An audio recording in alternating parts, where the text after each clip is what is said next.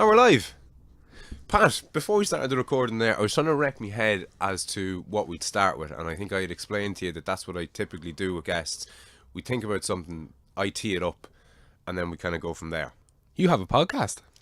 I do. Have I not mentioned it? Oh, right. Have I not mentioned it? No. Have I told you that I've got a Patreon account?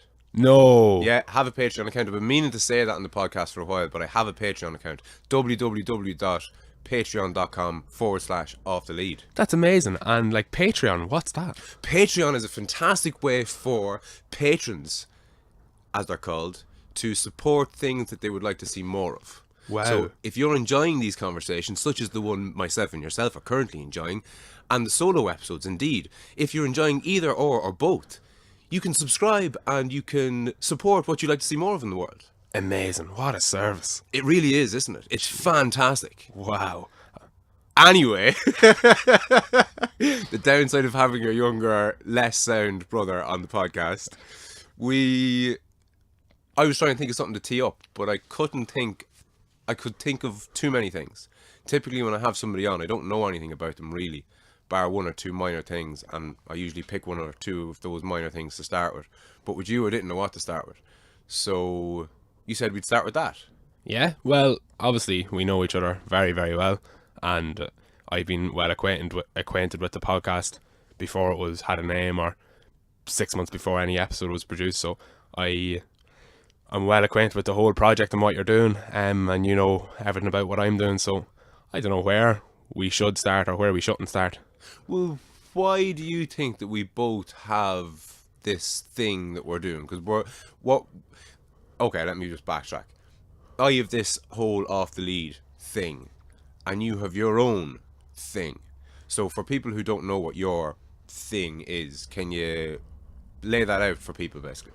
Well, I think what we both share in common is not only a very, very similar voice, and there's probably going to be a lot of people trying to distinguish who's who, which will be quite hilarious to hear back.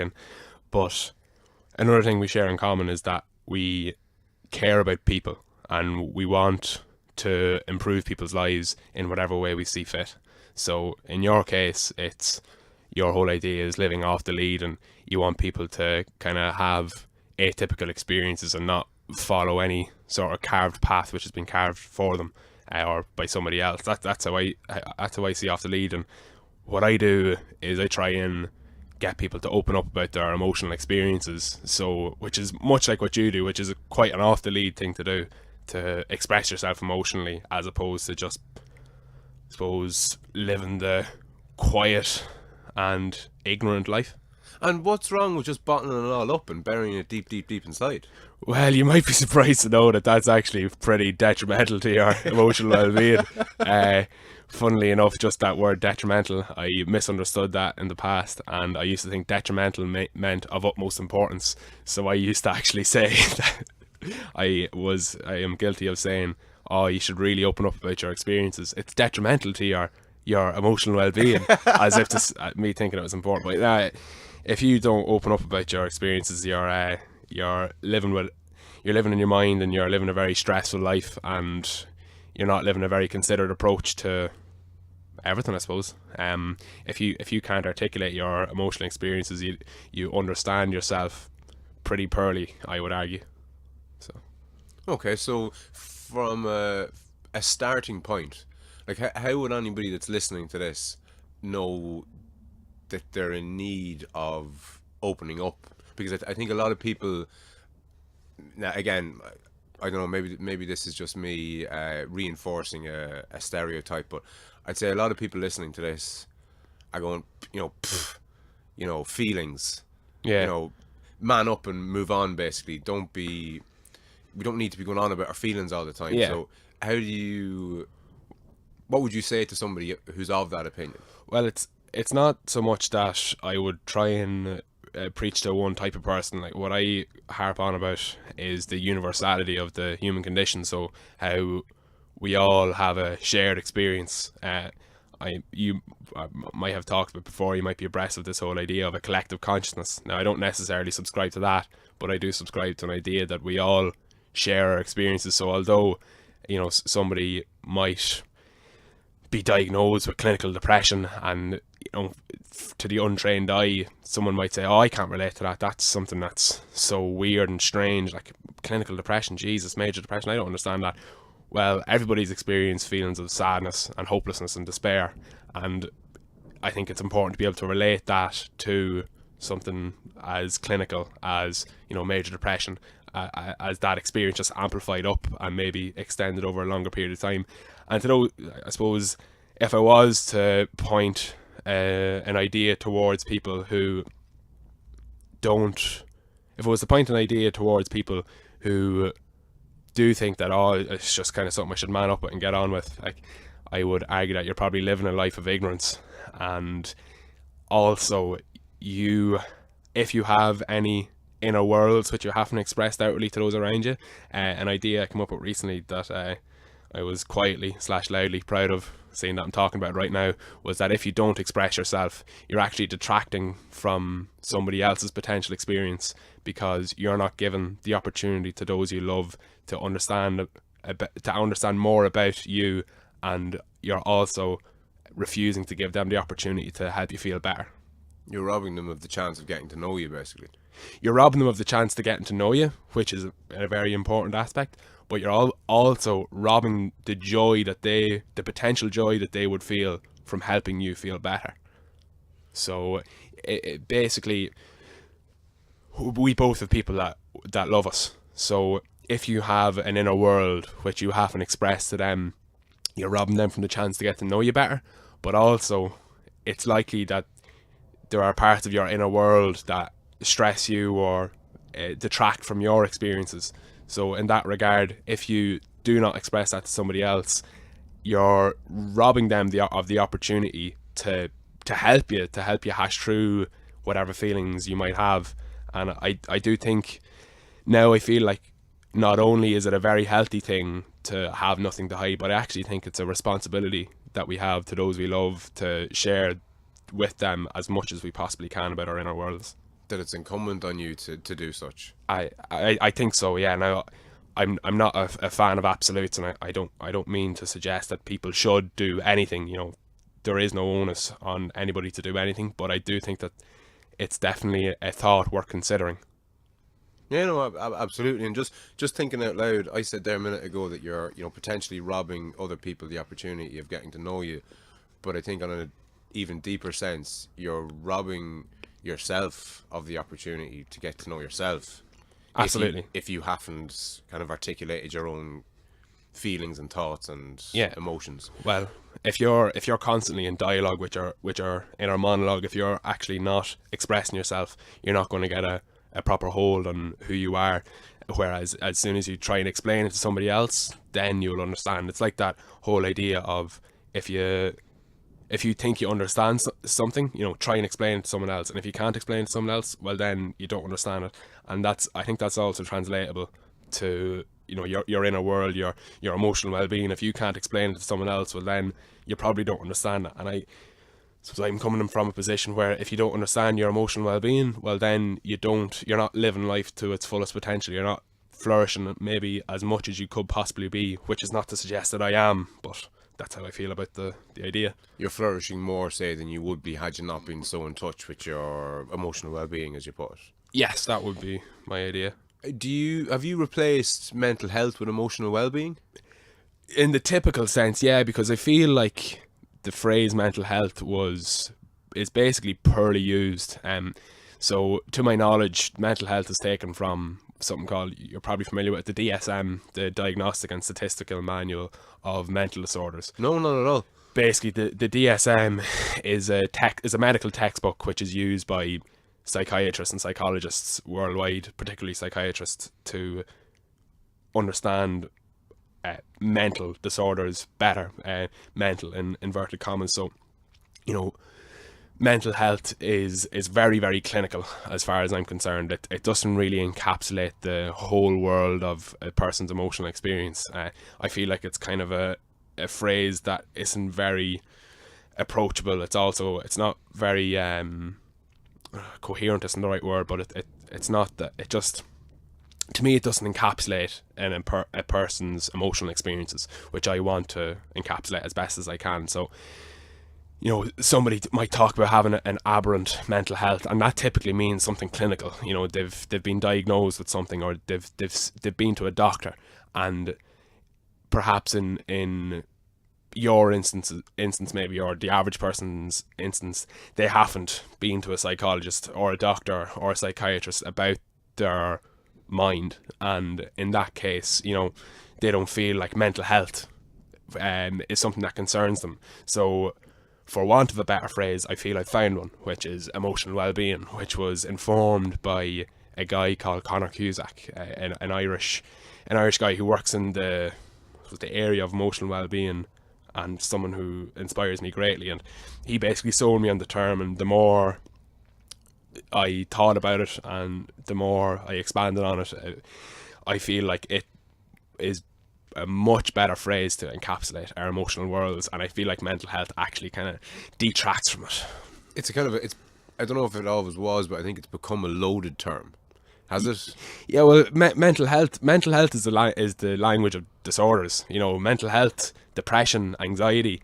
To me, those aren't relatable phrases to the average person. Now, everybody can relate to emotions. You know, everybody knows what emotions are, and you know, to expand on that, I hope will know what emotional well-being means. And in terms of depression, like when people hear depression, they're thinking of that clinical thing, and that's because it is a clinical thing.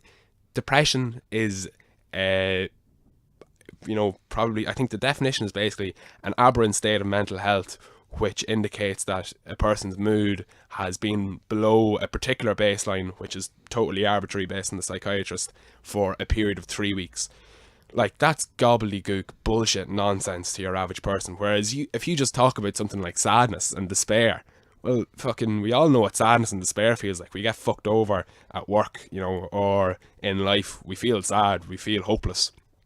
Those are relatable experiences, and they are depression.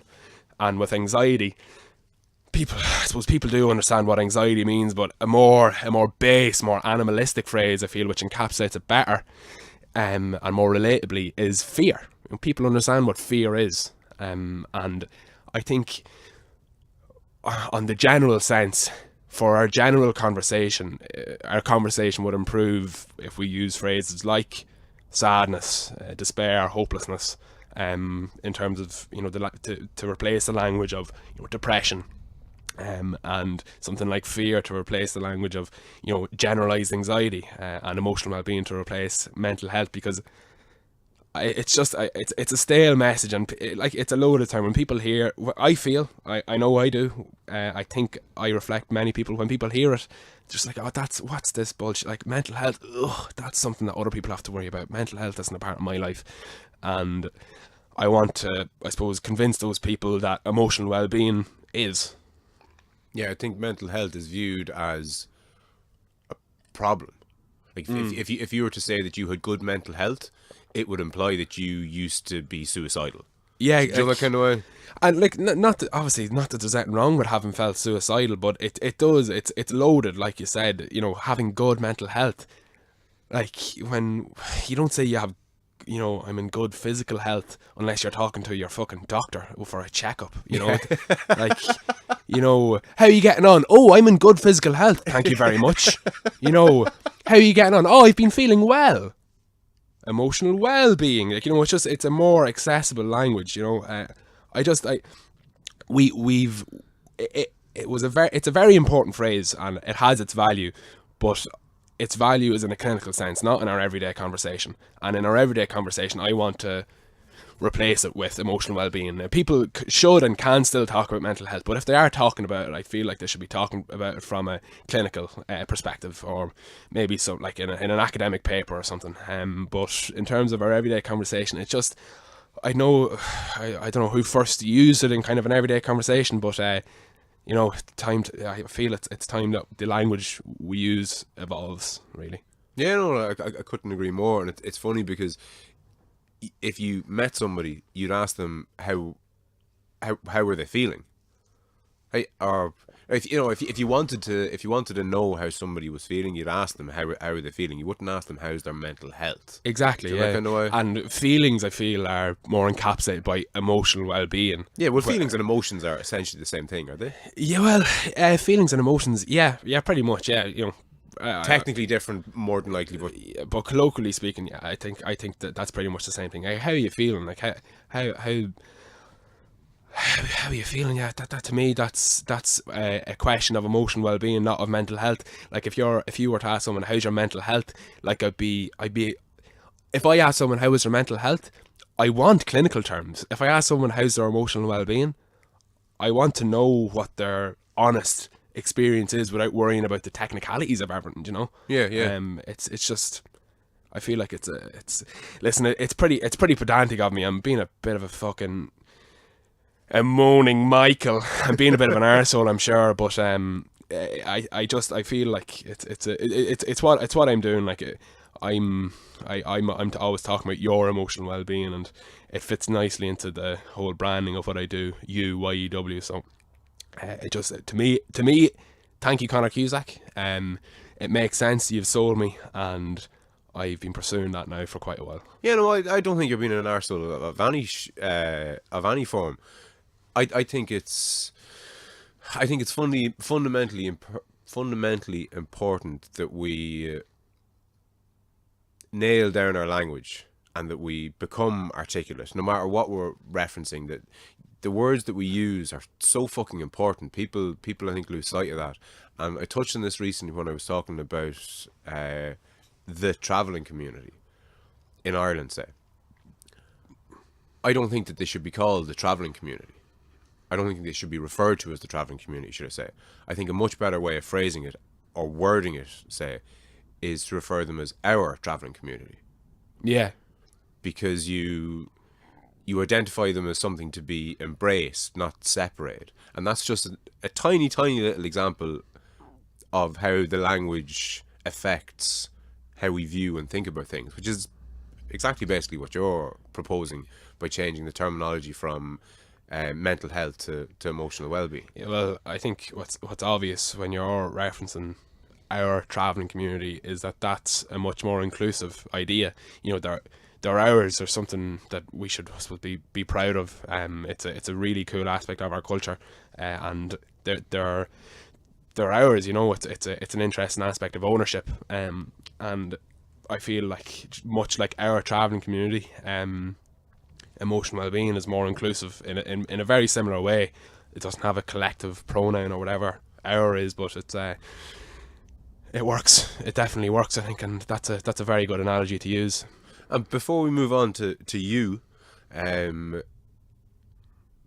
you mentioned the emotions there earlier. I was only thinking about this the other day because I intend to do a solo episode, not on the emotions, but enacting the emotions. So what I'm thinking of doing is picking 5 emotions and doing, let's say, a 5-minute solo episode, whereby for the first minute I'm sad, for the second minute I'm angry, and just to flip between the emotions.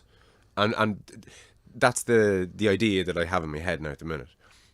But I haven't gotten to the stage whereby I'm going to write down what the 5, 8 or 10 emotions are. Are there clinically defined emotions? Oh, listen, like, is there 5 emotions, or? I'm sure that 5 baseline emotions, like rainbow emotions, I suppose, of sorts. I'm sure there are. If there are, I'd guess that they are, you know, kind of happy, sad, angry, fearful. I'd say 4 probably. Now I'm sure I'm missing out on something, but yeah, listen, but they're probably subdivided into. Of course they are. And Yeah, then they're like sadness would subdivided. be you know, divided into, you know, hopelessness, despair, you know, grief. You know, anger would be divided into rage, you know, fury, fucking, you know, frustration. You know, obviously everything is subdivided, but I would imagine, let's say, the kind of more umbrella baseline emotions, or, you know, wider ranging emotions, are probably kind of happiness, sadness, anger and fear, I would imagine. But do you know something? I think there's a major problem there, whereby people, they know how they're feeling because they're fucking feeling it on a moment to moment basis. But if you can't put a name on the emotion that you're feeling, like, I think you'll hear that from people. You'll ask them, somebody who's,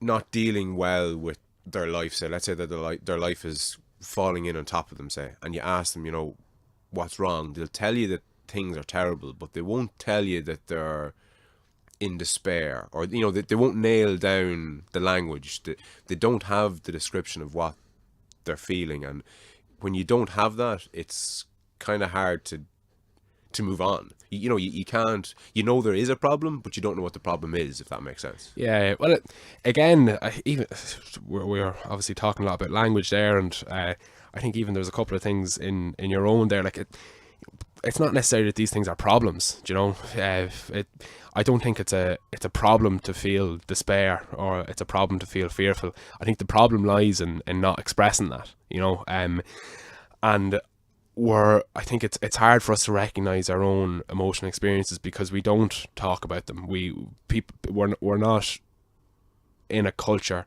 of really articulating our emotional selves, so we feel like we can't relate to stuff, and that's why I have conversations specifically geared around your emotional well-being, because that enables us to realize, oh Jesus, I actually can have a relatable experience with this person. Like, for instance, I talked to a dear friend of mine recently that has obsessive compulsive disorder. I know it's quite a clinical thing, but when you hear that person expand upon it, I would have never considered myself obsessive or compulsive. When that person described what they were going through, I was able to go, oh, I've been through that as well. So in terms of struggling to have the words to describe what it is you're feeling, I do believe that that's true, and I think the issue lies in basically us not speaking about those experiences. And if we did speak about them, we'd develop a language, and we develop a language to around that. And getting back to what you said, problem, like being sad, being anxious, being worried, like it's no big deal. Like that's all right. It's not a problem. The problem and the issue lies in not recognizing and expressing that. I've been saying this a few times over the past couple of weeks. Cormac Ryan, a legend friend of mine who I had the privilege of speaking to on the podcast, on my own podcast there last week, he describes courage not in kind of getting on with things and being being real kind of gruff and manly, or I don't know, macho. Whatever, yeah, that's not courage. Like, real courage is allowing yourself to feel whatever way you're feeling, be it sad, angry, worried, allowing that feeling to fall upon you, and then expressing it outwardly. That's courageous. That takes fucking balls, whether you're a woman or a man. That takes fucking serious courage. So in relation to it being a problem and kind of moving past it, I would try and, I suppose, move away from that kind of language myself. I'd be a fan of allowing yourself embrace certain feelings and then expressing them, because then you have an ownership of your own emotional well-being. And I know you're a fan of Jocko Willink. He talks about extreme ownership. Yeah. Extreme ownership is being able to feel something, know you're feeling it, and express it, and then that feeling is yours to own. No, absolutely. I think a big part of what you're saying is to try and become emotionally articulate. Is that a way of wording it? To become emotionally articulate and to become emotionally expressive. To be willing to express yourself when you're feeling any sort of way. We're all very good at expressing ourselves when we're in and around our baseline. Let's say our baseline is one of general contentment. I'm generally content now, and I'm sure that comes across in the podcast. You sound generally pretty content at this moment in time. It comes across in the podcast, but when we're feeling low, we pretend like we're generally content. And I think it's about fucking time we started being a bit more honest to ourselves and everyone around us. So we lead by example, showing, giving them the opportunity to maybe be a bit more honest with us when they're feeling similarly. And on the flip side of that is when you're feeling great, yeah, and you're feeling thankful, or you're, you know, and feeling sincere gratitude for someone, you express that too. So when somebody does something great for you, you know, you thank them, and you exercise grace, and, you know, express your joy to people as well. You know, you wouldn't want to withhold your joy from someone. Why should you withhold your sadness from them? It's interesting. What you have me thinking of is the workplace, because in the workplace you're not really allowed to be sad or Yeah. angry Yeah, or anything other than at work. yeah. And have we brought that home? Maybe, yeah. Like that culture of in the workplace is complete and utter bullshit. Like, that's just cat. Like, that's not real, you know. And there's so much about the work environment that isn't real. They're just kind of weird, arbitrary constructions of our culture. Like, even for instance, like, oh yeah, 9 to 5 Monday to Friday. That's what we all work now. Like, that doesn't really make any sense, and neither does that idea of, you know, keeping to an emotional baseline, which is normal. You know, that's an arbitrary normal, I should say, normal in inverted commas. So yeah, I don't know how that was constructed, and bringing it home, yeah, like I suppose we are, like, we're kind of whitewashing, isn't the right word, but we're kind of making our emotional lives very vanilla, bland and meh. yeah, you know, we should enable ourselves to be maybe a bit more flamboyant with our emotions, just be more honest and true to ourselves, rather than have a fake stoic nature. You know, stoicism is something that's kind of being talked about in the intellectual and emotional sphere quite a lot lately, about how, you know, your baseline doesn't change that much, and, you know, you're quite mindful when things happen to you, and you don't necessarily flip when you're feeling angry, and you don't necessarily cry when you're feeling sad. And, you know, there is great value in the Stoic philosophy, but the practice of that is kind of ill-defined, I suppose, in today's culture, where people want to be stoic and end up just being ignorant. You know, they end up being dishonest to themselves. Yeah. No. It makes sense. But before I'm conscious of getting back to the whole you thing, but there's just another thing that you mentioned, because as you talk, things just keep fucking flooding my head, being honest. And I think there's something quite telling in that when we speak of such matters, I'm kind of flooded with, oh, that makes sense in this way, and that makes sense in that way. And it just goes to show how intrinsic this conversation is to mine, and presumably most, if not everybody else's lives.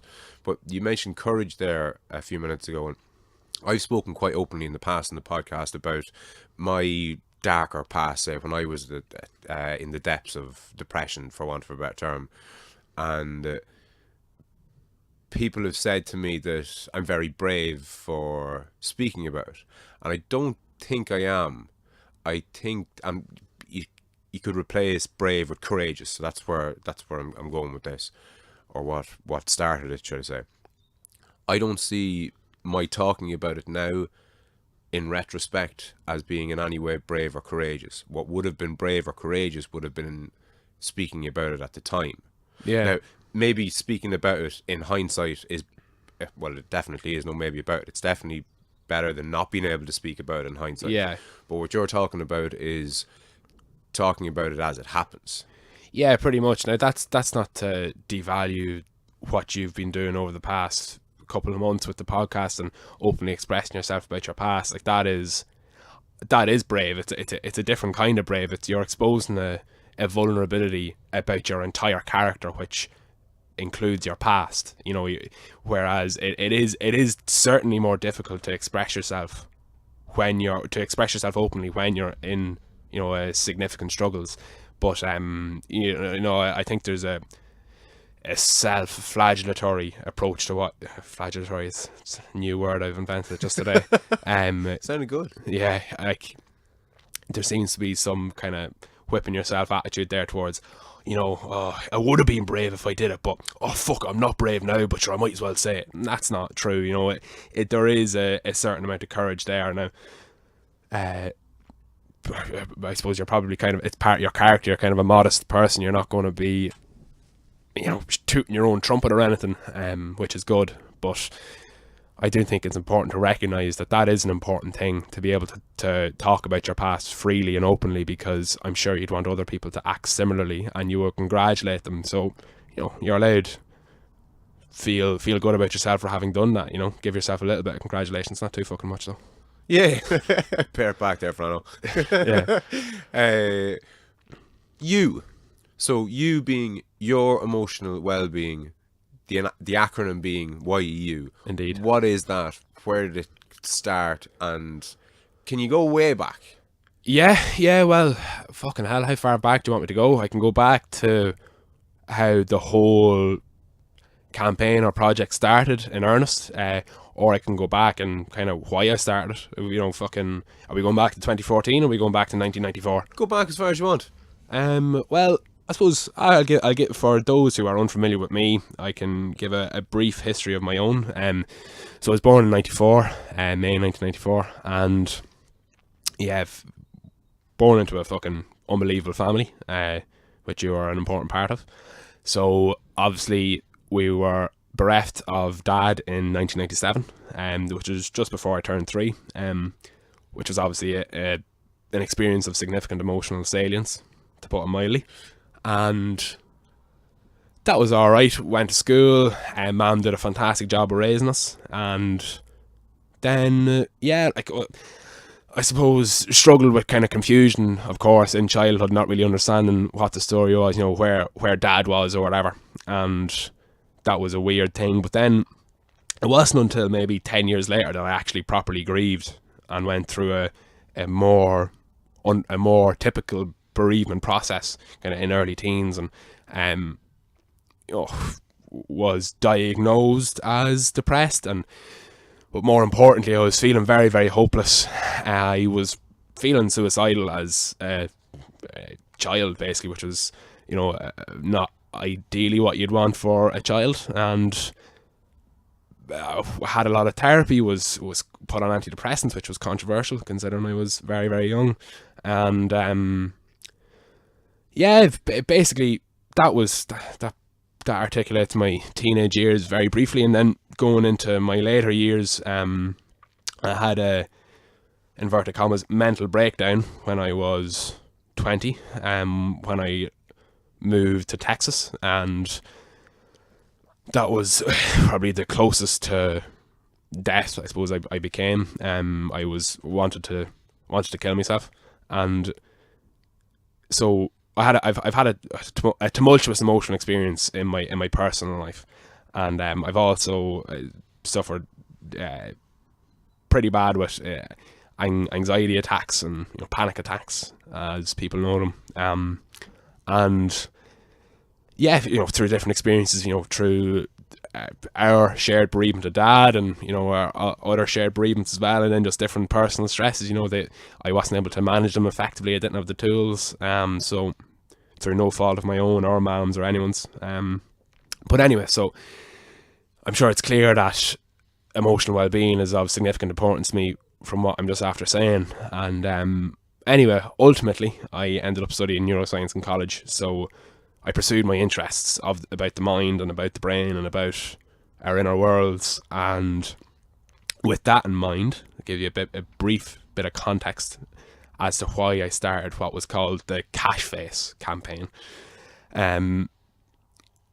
You're familiar with Cash Face. Cash Face was kind of a joke. I'm sure we'll attach a picture of us doing Cash Face or something, or you face as I call it now, after.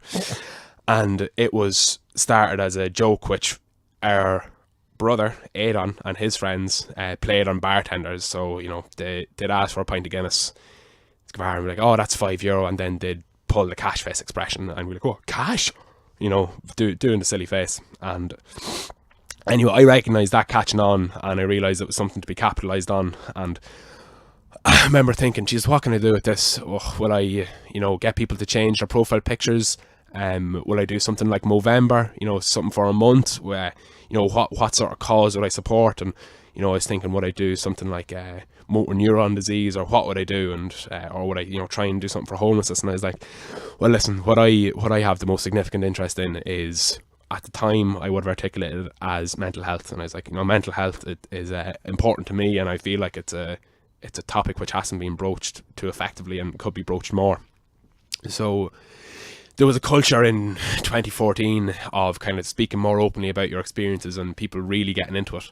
And I suppose I became part of that and got people to change their profile pictures to one of them doing the cash face expression, and I put in the nothing to hide philosophy. So that whole idea of being forthcoming about our emotional experiences that we've been talking about for the past while. And then that was a bit of crack. People changed their profile pictures, got a laugh, very accessible, good crack. And that was what I wanted it to be. I wanted it to be a bit of fun with serious undertones. And then in 2015, I felt I was kind of like, yeah, there's been a lot of recognition. People have been changing their profile pictures, but like, what really happened? Yeah, people might have started a conversation about what nothing to hide meant, but I never really expanded upon it. So I decided to kind of lead by example and come forward with my own emotional story, and encourage others to do similarly. So I called it my cash face story, and I encourage other people to share their cash face story. And that got a lot of traction online. My story was shared in The Independent. I had campus.ie collaborating with me, sharing different articles. Probably thousands of shares in the end, and tens of thousands of likes and all that kind of crack on different people's stories. So that was brilliant. That was fantastic. People were coming forward with their emotional experiences, people who had never come forward with them before, and it was great. Now, ironically, I put myself in a difficult position because I was in the middle of college, I was studying abroad, and I was coordinating this big campaign which was largely popular, which was really mainly popular in Ireland, and I was living in Texas. So I kind of took too much on, and anyway, because I took so much on, I ended up kind of fucking myself over, and that informs why I took a 1.5-year break from the whole thing, if not longer, a 2-year break really from the whole thing. And anyway, I'm skimming over a lot of stuff there. We can get back to that, of course, if you see fit. But then this year, I decided that cash face kind of made no sense. The name was not very appropriate or decent for what I wanted to do in the beginning. So I decided to change the name to U Face, YEW Face, which would form just part of the larger U project, YEW project. So now U Face is back in action on social media, and I also run a podcast called All About You, YEW, for all about your emotional well-being.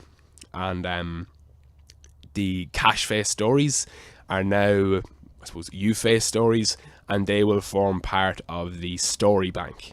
And ultimately, I want a story bank to become an encyclopedia of the human condition. So basically, a repository of stories which will encapsulate the wealth of emotional experience which humankind can encounter. And then All About You, I suppose, forms part of that, and then the U Face part of the project will kind of continue on what I've been doing with cash face over the past couple of years. Right, and who's gravitated towards what you've been doing? Do you know what kind of a demographic that you're... let me rephrase that. Are you after a certain demographic, or has a certain demographic found you, or who's listening, who's reading, who's sharing? Yeah, like you can see that on the Facebook page. I think that, the audience is divided between the sexes a little bit. There's more of one sex versus another.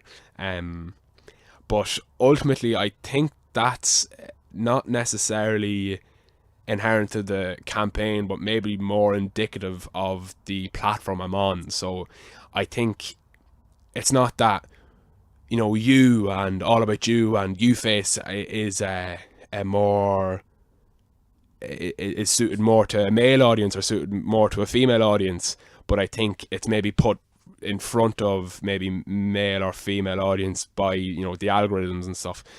So who's my target audience? I hate to be an annoying bollocks, but everybody, you know, anybody who's online and anybody who's offline ultimately. At present I'm only really active online, but I want to innovate and kind of get, you know, also be active outside of the online space. So yeah, really anybody. Now I suppose that question, I have a better answer for that question when it comes to the podcast. So for guests on the podcast, there's only really one qualifying criteria: that you're willing to, that you're human, which is a fairly easy criteria to fulfill, and that you're willing to have nothing to hide is basically the criteria for a guest. So the podcast is me trying to encourage the listener to open up about their emotional experiences through an honest and open conversation with the guest, and I try and encourage my guest to have nothing to hide, and as a host I try and have nothing to hide as well and be totally forthcoming. So yeah, that's the qualifying criteria for the podcast. But in terms of the target audience, if you were to call it that, it's like everybody and nobody, if that makes sense. Yeah, look, I'm kind of the same. I'm not particularly targeting anyone. Yeah. Whoever gravitates towards what I'm doing, whoever gets benefit from it, you know, whoop-de-doo, you're all welcome. Do you know, that kind of way? Yeah. Like if maybe somebody needs to hear something else other than what I'm saying. What I'm saying mightn't be suitable to everyone, and if this isn't suitable for you, if it's not floating your boat, if you're not into it, you know, no harm done. You know, Yeah. you're probably the same. Like, yeah, exactly. You know, I hope what I'm doing, there are at least aspects of it that are, you know, attractive to everybody. And that's why I get different guests on. You know, I want to have a variety of guests, so I'll have, you know, older people, younger people, you know, men, women. Ideally, I'd have people from different countries coming on as well, so that like you're going to reach different networks every time, and you know, hopefully they'll maybe learn something, and you're really doing something similar there as well. Like you're talking to a wide variety of people. And I think there's something in what you're doing for everybody. Now, that's not to say that all of what you're doing is for everybody. Like I'll admit to not having listened to a lot of your podcasts because, you know, a lot of it isn't for me. Now, for maybe a more diehard off the lead fan, they would have listened to everything. But, you know, that's not representative of your audience at large, you know. Yeah. And it's the same as me. Like, let's say I have 3 podcasts published now, and I have another 4 in recording that I just have to kind of polish the bells and whistles on. And I don't expect anybody really to listen to all of them. I hope, you know, somebody loves one so much that they decide to listen to more. But if they've listened to one, that's fucking class. And if they haven't listened to any because they're not into it, that's all right too. Maybe I'll get you on someday, and you can encourage your friends who are similarly minded to listen to our conversation. You know, but yeah, there's no necessarily no target audience. when you say you're looking to move it offline, what do you mean? Because I literally only put up a solo podcast this morning in relation to my newly made Facebook page. Yeah. Not Facebook page, Facebook group. Yeah. And what I was saying about the group, which is in its infancy, it's literally only up a day or two and it has a post on it, and that's about it. But what I don't want it to become is another reason for us to bury our heads in our smartphones. Yeah. I want the group ideally to be a catalyst for actual offline participation and meetups and whatever else. So whether it's organising a swim or a run or a tour of my business or someone else's business, or even just this tunnel out in the back lawn to show people exactly what the setup is. I put something to promote offline, because I think if you or anyone else is listening is anything remotely like me, you spend far too fucking much time with your head buried in that little plate of glass we carry around with us. So what have you been thinking, or what have you put anything into play? Have you done anything in the past, or what's your views on taking things kind of offline, if you've any even? Yeah, well, there's a couple of things there. I totally agree with you in relation to our phones and social media and stuff. They're kind of big attention sinks and crocks of shit. You know, we don't really get much value out of Facebook. Like, it's great if people discover what I'm doing and they you know, get some sort of information from it. And likewise with what you're doing with the Off the Lead project and the Off the Lead podcast, you know, that's fantastic. But ultimately, I don't want to contribute to people feeling they have to check their Facebook every other day, because that would be I would actually be quite disappointed in myself if that was the case. So in terms of going offline, I think if there is any sort of onus on us, we have to innovate. Now, I'm not necessarily sure what the answer to that innovation will be. I have ideas for maybe events, which could be advertised in the more old school ways, like, you know, letters in your post box in your local community, or like advertisements on radio or in newspapers or on message boards and stuff. So you could have like, for instance, for you could have an off the lead run through the fields or something, and you could just, you know, invite people to go trail running with you or something like that, you know. That's cool. Yeah, you know, and in my instance, I might have All About You live podcast or something, or an All About You speaking event. This is something that an idea I toyed with in the past but never executed. Having a spoken word event in let's say the evening time in a university would be a great place to have it. And let's say you have 5 scheduled speakers and there'd be a headline speaker after the first 4 speakers. The first 4 speakers will be people just speaking on stage about their emotional experiences, followed by a Q&A. And then at the end, there'd be a headline speaker, like, let's say, somebody famous or somebody, you know, of particular notoriety in the community, speaking about their emotional experiences. And they would be the draw to hear other people maybe speak about theirs, but also having an event specifically geared towards emotional well-being, as opposed to just some random kind of, you know, guest speaker, you know, if that makes sense. So that's something that I tied with. I think it'd be fairly easy to do, easy to sell. You know, €2 entry, €5 entry, with all proceeds going to Pieta House or something, or you know, some similar organisation. So that's one idea I had, but like asking, you know, having a newsletter, having people sign up to a newsletter. One thing I want to do is set up different online groups. The obvious infrastructure to make these groups would be on something like Facebook, much like the Off the Lead group you've made. Yeah. So I was thinking making different groups titled "This Group's for You." So imagine there'd be a "This Group's for You" YUW Kilberry, and I'd have a volunteer administrator for that page. Let's say it was you volunteered to be the administrator. You'd invite different people in the community, and it would be a space where people could, I suppose, reveal their emotional selves, learn about each other more, and maybe support each other as, you know, as best they can, or even just introduce themselves. And I was thinking of having "This group's for you Kilberry," "This group's for you Wilkinstown," "This group's for you Navan," "This group's for you Walterstown," and having just loads of little local communities to which people can share their emotional experiences with their neighbours.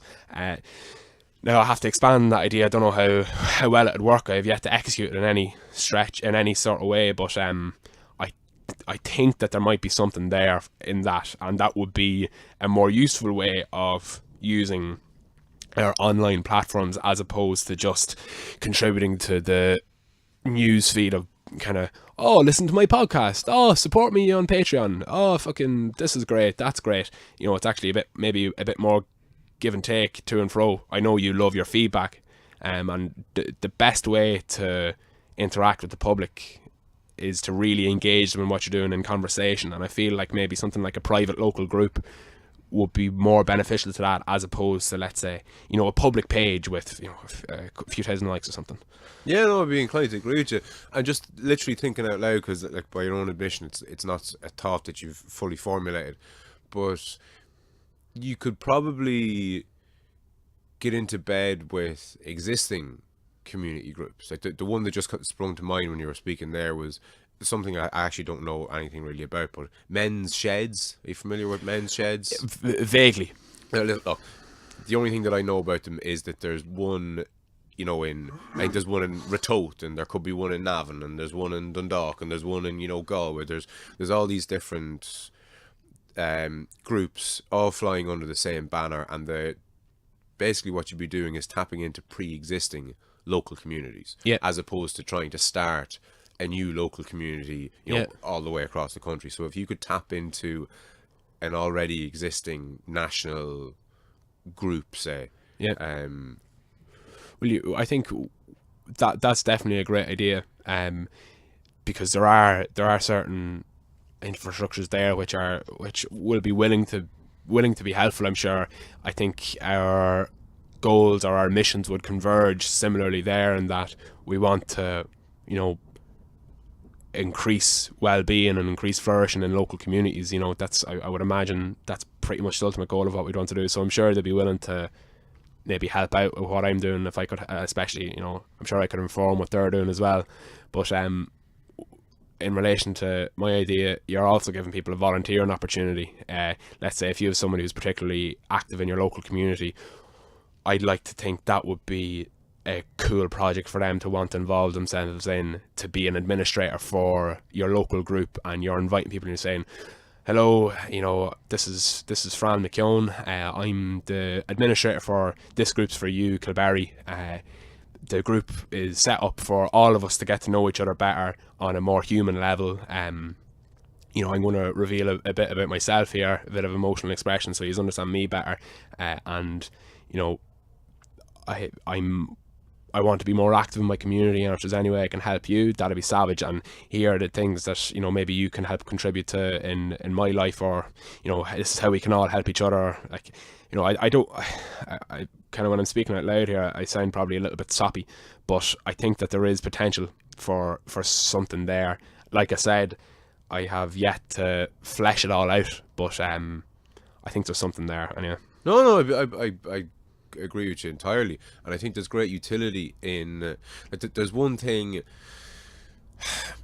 Your man, what's his face, Brezzy, is that his name? He'd be quite prolific in promoting, you know, a positive mental attitude, or improving your mental health or your emotional well-being, or whatever, and he's a relatively kind of famous character, and if Bono came out and shared his story, there'd be great utility in that. But these are, you know, people that are kind of up there and far away and far removed, and, you know, who gives a shit, really?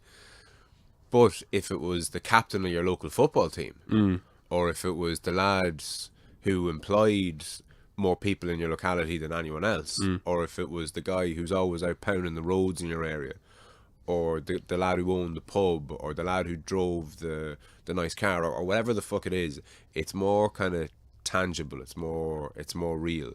So the more local you can make it, kind of the better. Like, yeah, absolutely. Well, the GAA is a community that I wanted to definitely get involved in, and I have, to a certain degree. Like, for instance, this year the Mead ladies were very, very kind, and they donated a signed football jersey for a little competition around in February,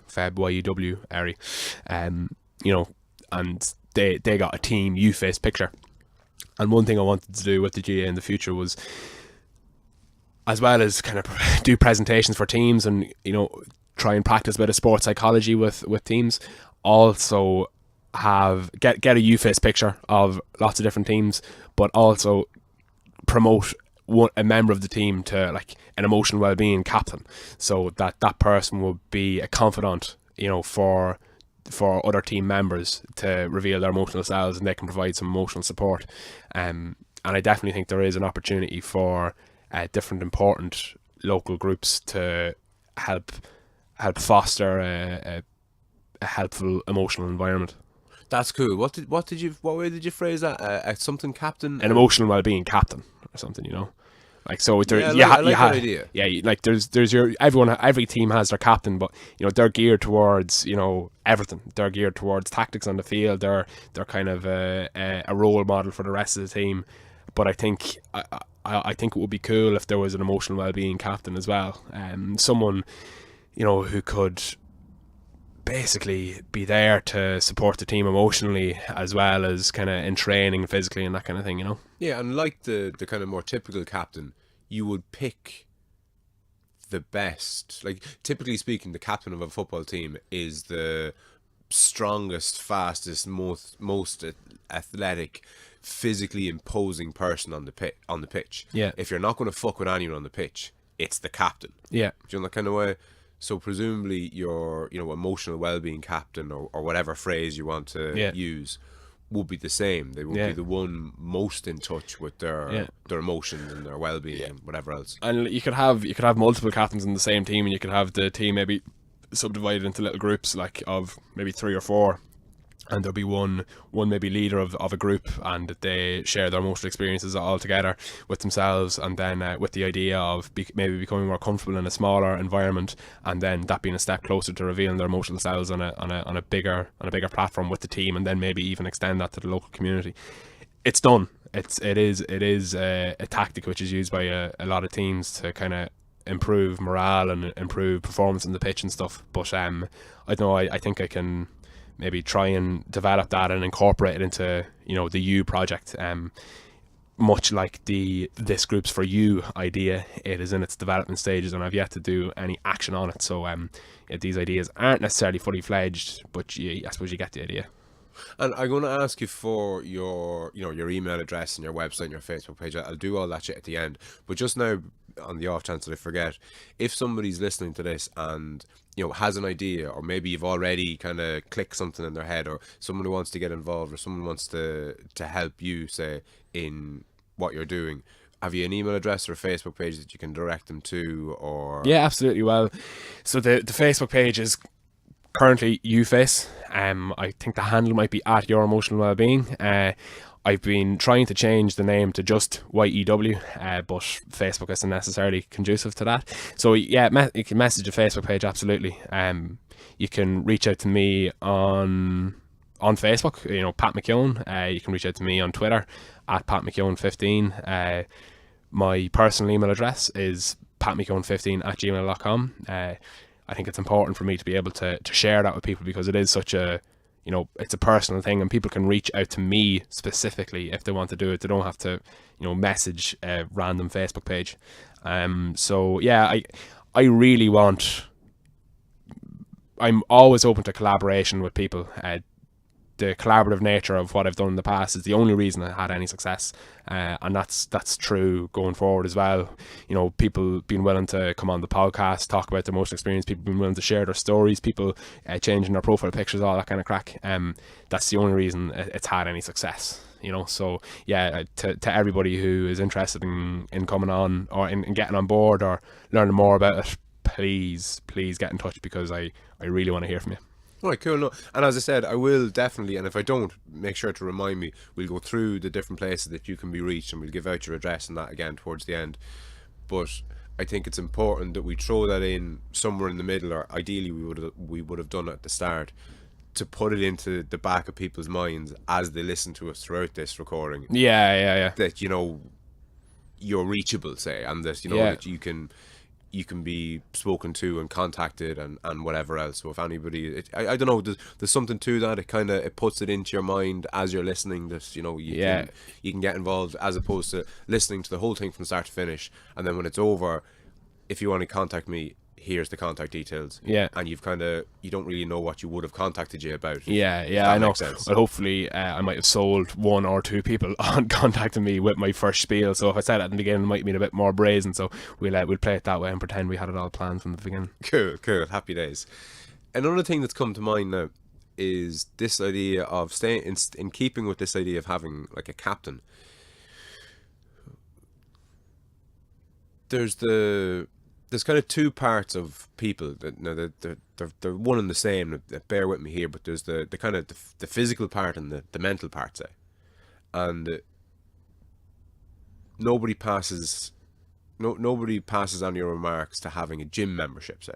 Mm. You know, we and it's in the public sphere to, you know, that you should eat right and that you should, you know, maybe exercise and train and have a healthy heart and, you know, not clog up your arteries with cholesterol and fats and fucking all this jazz, and, you know, don't eat too much sugar. There's a lot of awareness about that, and there's a competitive element of that. Like, look at sport. Is there a competitive element to emotional well-being, or could there be? Potentially. Well, just getting back to the whole gym idea, you know, our local gym, Club Active, shout out to Nolly in Navan, he has a physio there, you know, and one thing that I've been kind of toying with the idea of is having, like, so you go to your gym, your physio's there, and your, you know, mindful coach is there as well. So there's another bit of infrastructure there for emotional well-being. Like, so yeah, here's my holistic, yeah, life training. You know, I pop in, I go, I do my training, I make sure everything's okay with my body when by popping up to the physio, and, you know, I do a bit of mindfulness practice in the mindful space, or I go and have a bit of therapy in the therapeutic space, you know. So I think there's definitely room for that kind of innovation, and that in the kind of personal fitness space, where you can have an emotional fitness space in the same building.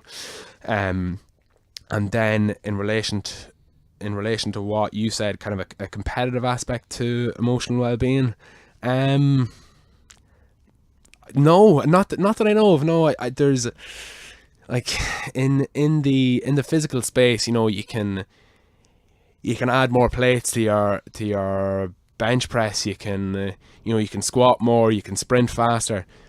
With emotional well-being, you can be either more forthcoming, or, you know, more honest, or not. You know, it's you know, it's not a comparative game, and that's something that I really want to say to people. You know, when you're expressing yourself emotionally, don't compare yourself to someone else. So, you know, what's very important to you might be of little to no significance to somebody else, but that's not to devalue your interpretation of that experience. You know, you shouldn't berate yourself for feeling a certain way because of certain circumstances, and being like, oh, you know, there's poor children in Africa starving.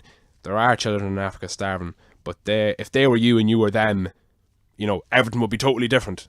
No shit, Sherlock. You know, you can't compare your emotional experience to someone else. So in that regard, I don't think there can be a competitive element. You're either honest and forthcoming, or you're not. And I would encourage people to be honest and forthcoming, but, you know, when you're ready, and don't be doing it because Jimmy down the road has done it. Do it because you feel like it's a healthy and responsible thing to do, and don't be trying to, you know, beat yourself up. It's not. It's I think if people make a competition out of it, they're gamifying their emotional experience, which is more valuable than that, and they're not doing a healthy exercise, I don't think. Yeah, no, because just as you were explaining it there, it kind of became clear in my head. There's obviously downsides to competitiveness. There are in some circumstances. So we could be lucky that there isn't a competitive element to emotional well-being. Yeah. Yeah, you walk away. This is actually nice, because I let Pat just go run to the jacks, and to my regular listeners, you'll know that I do intend to video record these podcasts, and when I do that, I'm going to upload them live, which will mean that if somebody needs to go to the jacks, like Pat's just needed to there, I'm going to have to fill the intervening space. So when better to get a bit of practice at that than now? And I'm going to add in a little plug for my own show, Off the Lead. Show, movement, group, cult, I don't know what to call it, to be honest with you. Gang, I don't know, mentality, philosophy, way of life. I really need help in kind of the language, actually, as Pat was saying. I need to nail down what this is. So if you're a regular listener, or maybe if you're not, maybe this is the first time you're tuning in, either or, I'd be keen to hear from you in relation to what you liked about this episode, what you disliked about it.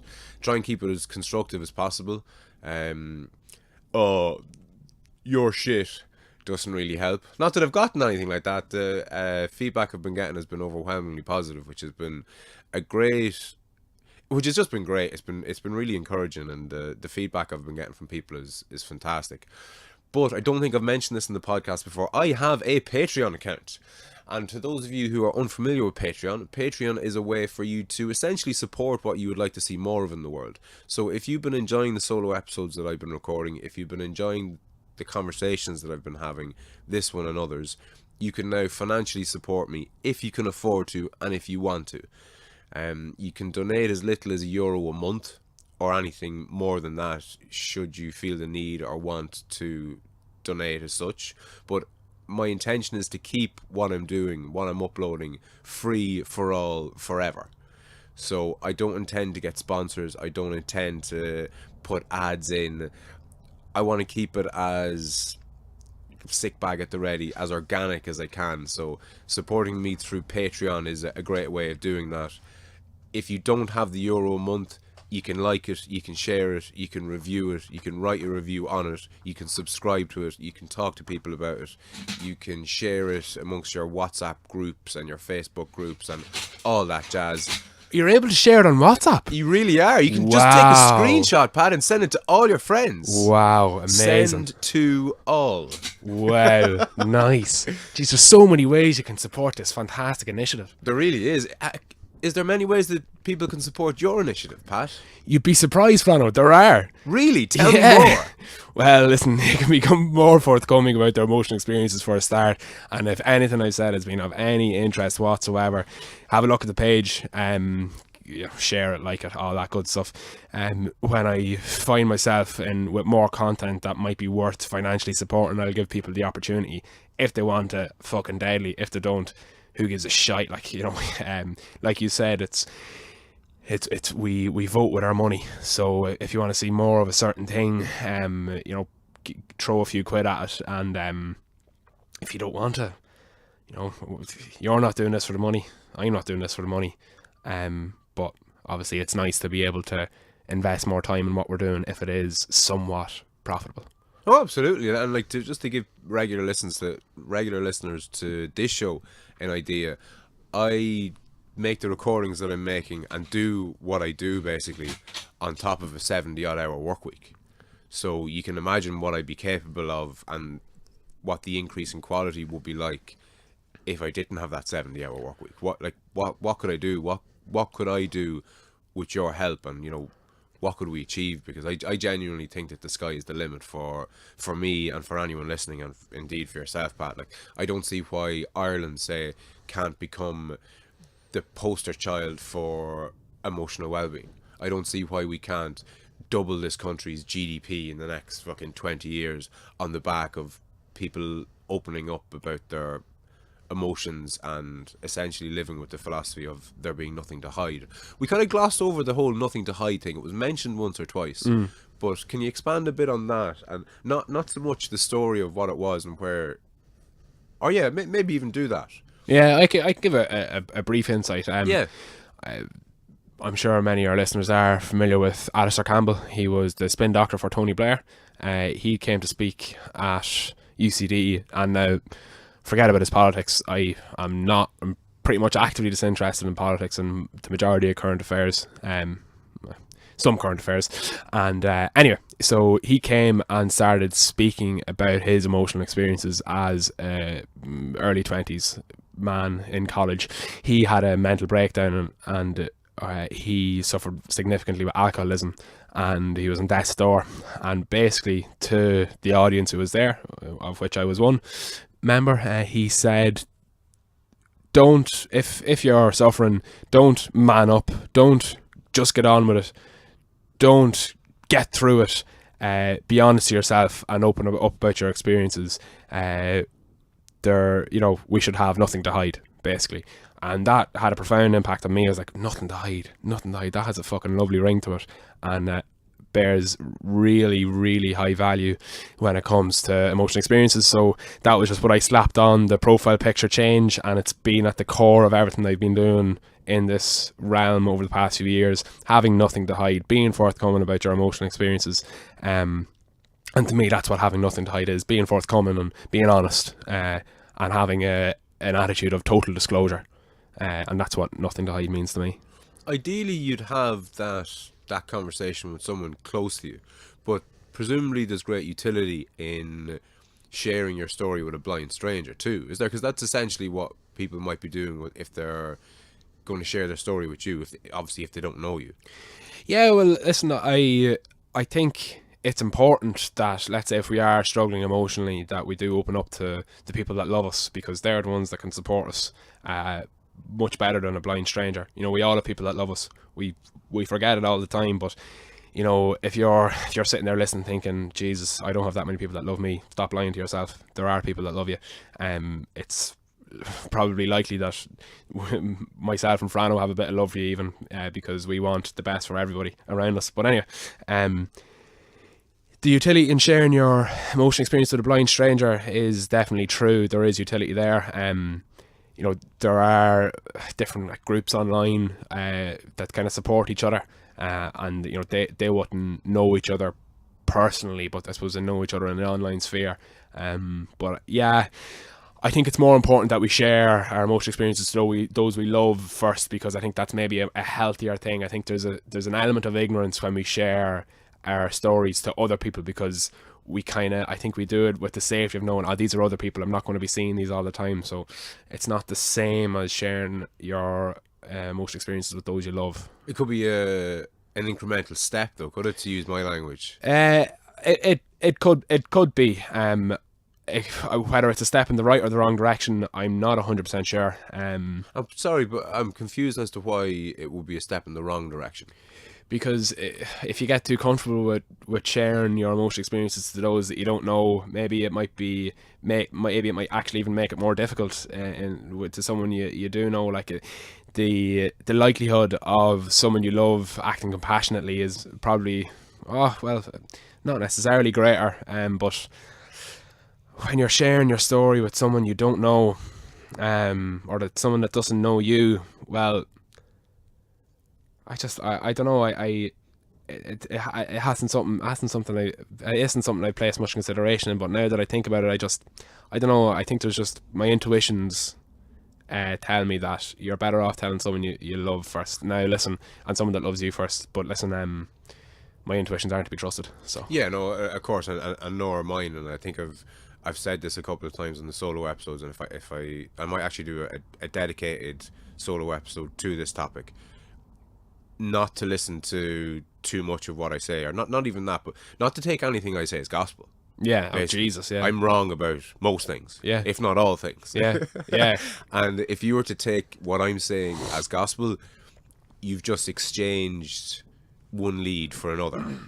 Yeah, oh, like Jesus, yeah. And I hate the idea of off the lead being a lead in itself. Yeah. You know, somebody who's a fan, say, and something happens, they're straight onto Facebook to hear what I've said about it, to get their opinion off me. Yeah, like that you know, runs contrary to the whole concept from the start. Like, yeah. No, I think it's important that you say that as well.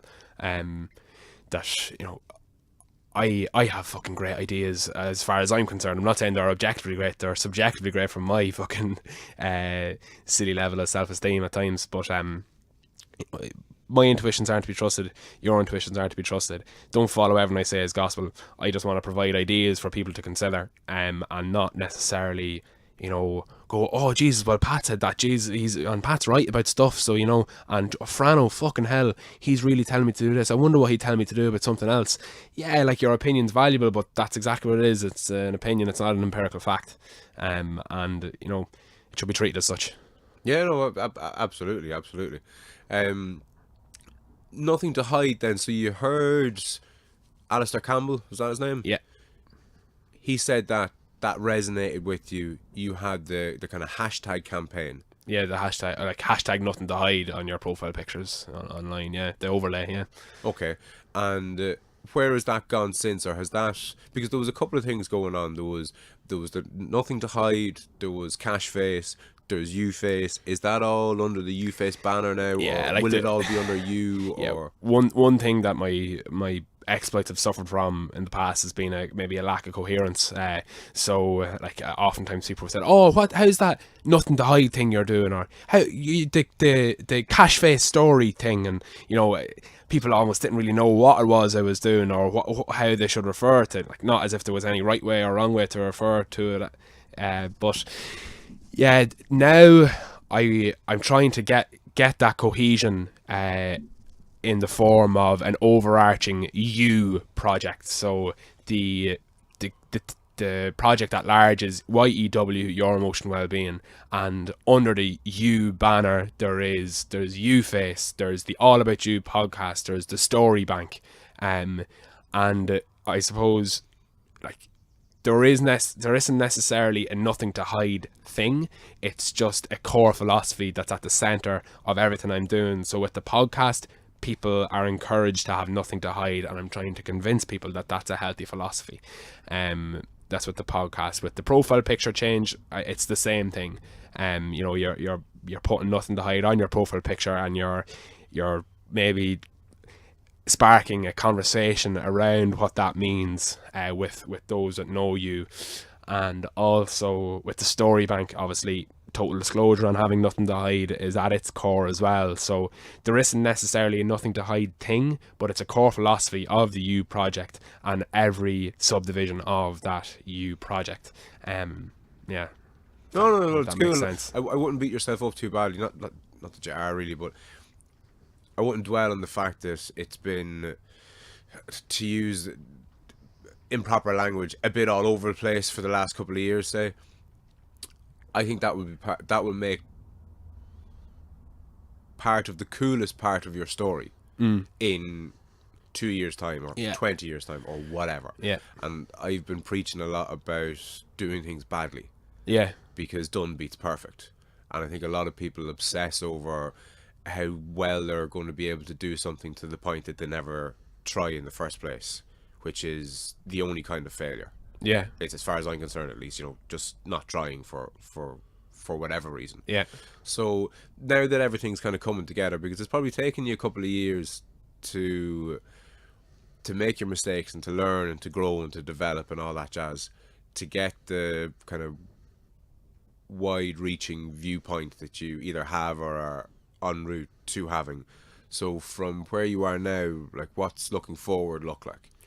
What's the plan, basically? That's a very good question, and it's not something I have an answer to, because I don't really know what I'm at. I'm currently looking for work in this area, looking for paid work. I suppose that's where something like Patreon would be fantastic. Like if I did have any sort of financial backing, be it charitable or government or something, I would be able to pursue what I'm doing more.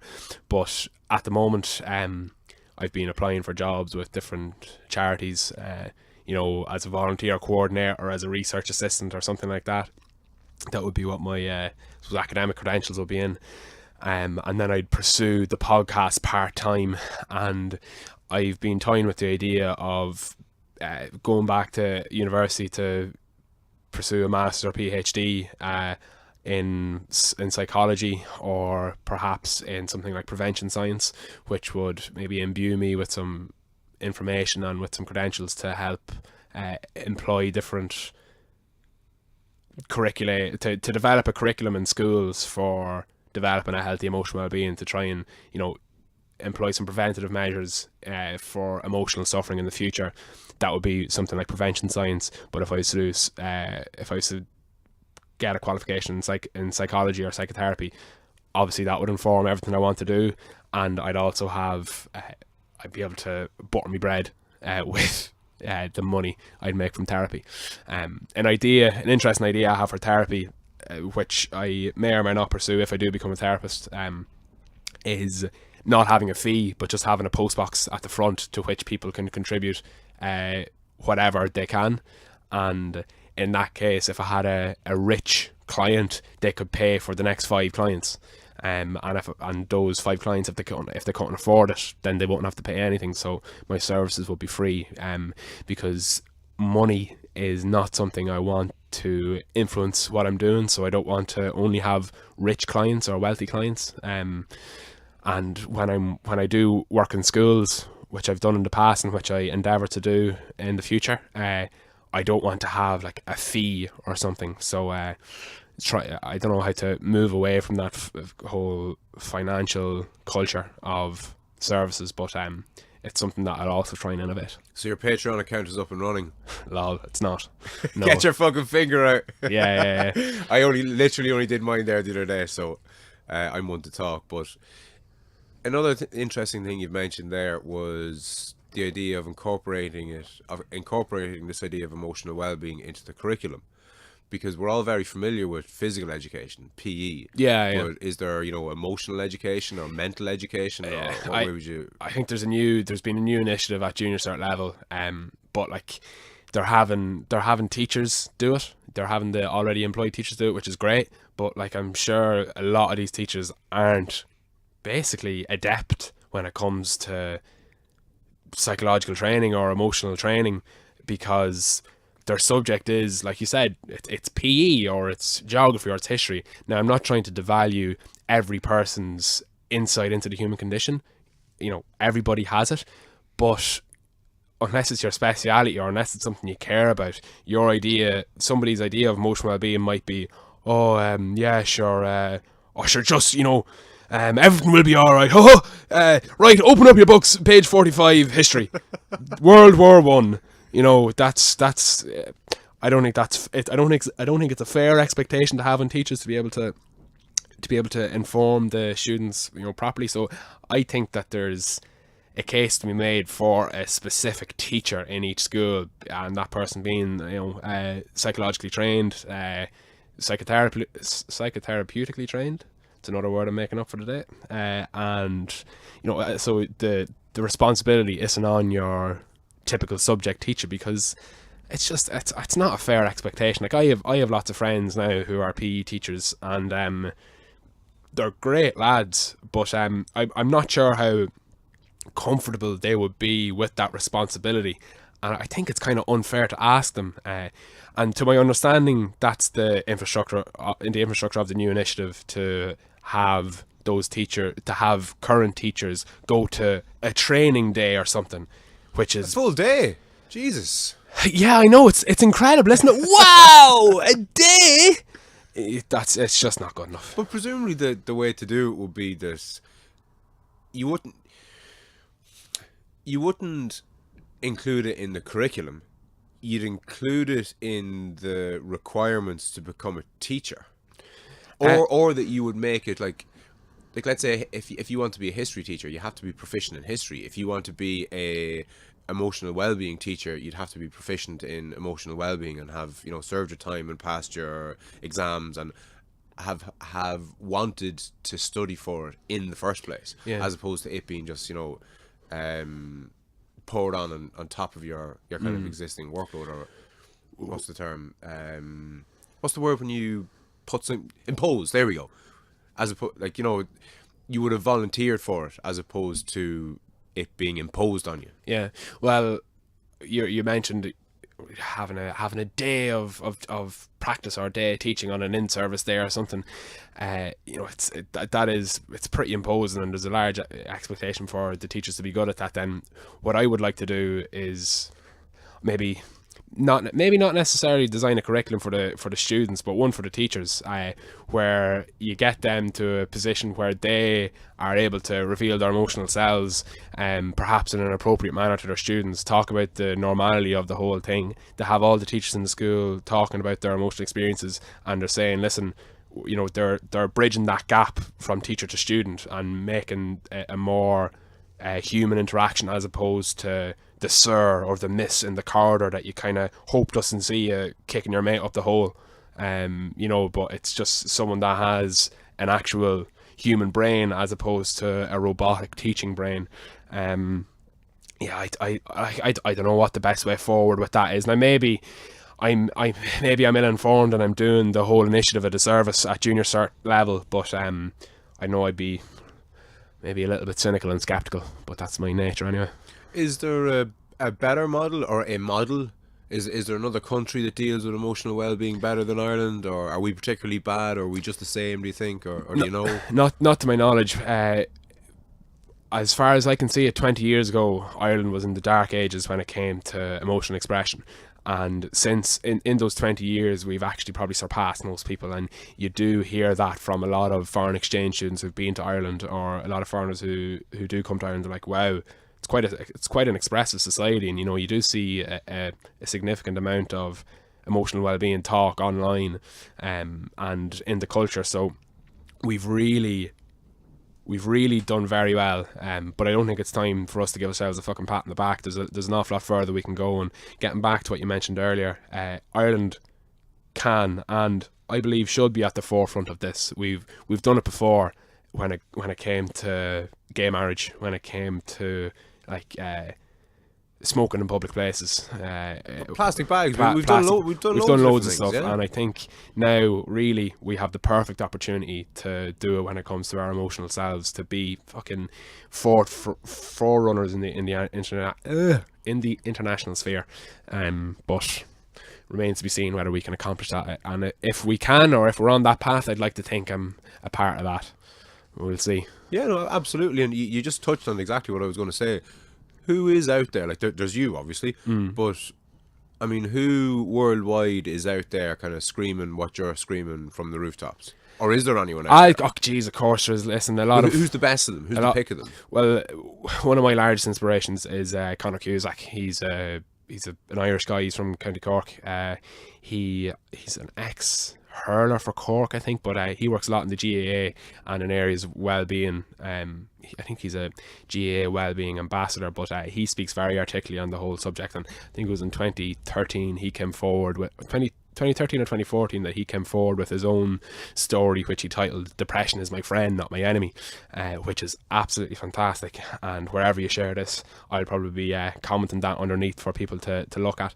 And it was his story that inspired me to share my own, and the whole idea of emotional well-being was informed by him. So he's one guy. Cormac Ryan is another. He's a guy my age. I had him on the podcast there last week. Brilliant guy. He does talks in schools and stuff, and speaks very articulately about his emotional experiences. You know, there are others out there. A couple of people that spring to mind. You mentioned Brezzy earlier. There's a guy as well from Cavan, another GAA dude called Alan O'Mara, and he has a Real Talks podcast, which it wouldn't necessarily be from me, but listen, he's doing good stuff. So yeah, there are just a few people that spring to mind. There are people out there, and then there's all the people that came on my podcast. There's all the people that shared their own stories, you know, and that have done really good stuff. It's funny, I was talking about how I don't want to do this for financial reasons. I know, you know, you're not necessarily doing your thing for financial reasons either, but if you got the finances, you'd be able to pursue it full time, maybe have a better quality product and service out there. But one thing that does kind of leave me a little bit despondent is the commodification of emotional well-being, and people capitalizing on, Jesus, there is a culture of people speaking about their emotional well-being in Ireland. I'm going to get myself a fucking speaking fee and you know, speak at events and make a load of money. There's an industry in it. Yeah, and like I don't like that. You know, it really irks me. Like there are certain things which I feel are rights, and you know, education, health, are obviously, I think, are two rights that we have in Ireland. And I think emotional health and emotional well-being is another.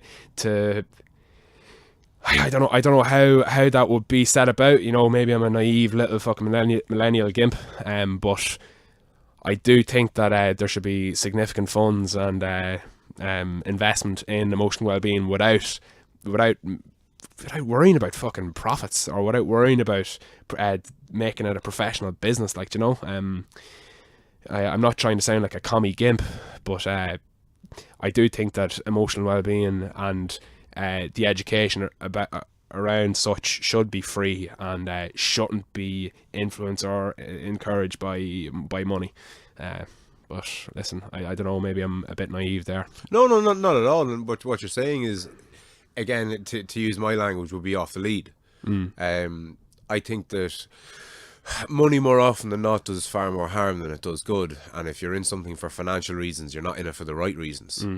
And that's why I've, I suppose, shied away from the idea of, you know, even the idea of getting a sponsor. I think if I was approached and was offered a wage to do this, provided I did it a certain way. I think I'd stay clear of that. I know I would. I wouldn't. I'd have no interest. Yeah. Because I think money, it just, I don't know, it distorts your view of everything. And if you started with a cause and then you add money to it, you muddy the waters, and you make your message, I don't know, you gear your message towards increasing your company's coffers, not Yeah. putting your message out there. Yeah. And I think that if you're to initiate any real change, which is partly the premise of my platform, if you're to really initiate change, you do it from the ground up. You do it at an individual level. And I think your idea of getting people to share their stories is exactly that. Yeah. Yeah. Another thing that sickens me, I see it all the time, predominantly on Facebook, because that's the social media network that I would be on the most, and it's where this podcast or platform of mine is based, purely because of my age. I'm old. All I do is Facebook. I'd probably be still on Bebo if it was going, but I see it more on Facebook than I see it anywhere else. I'll see a sponsored ad by usually the Times or the Independent, and they're selling you a mental health story.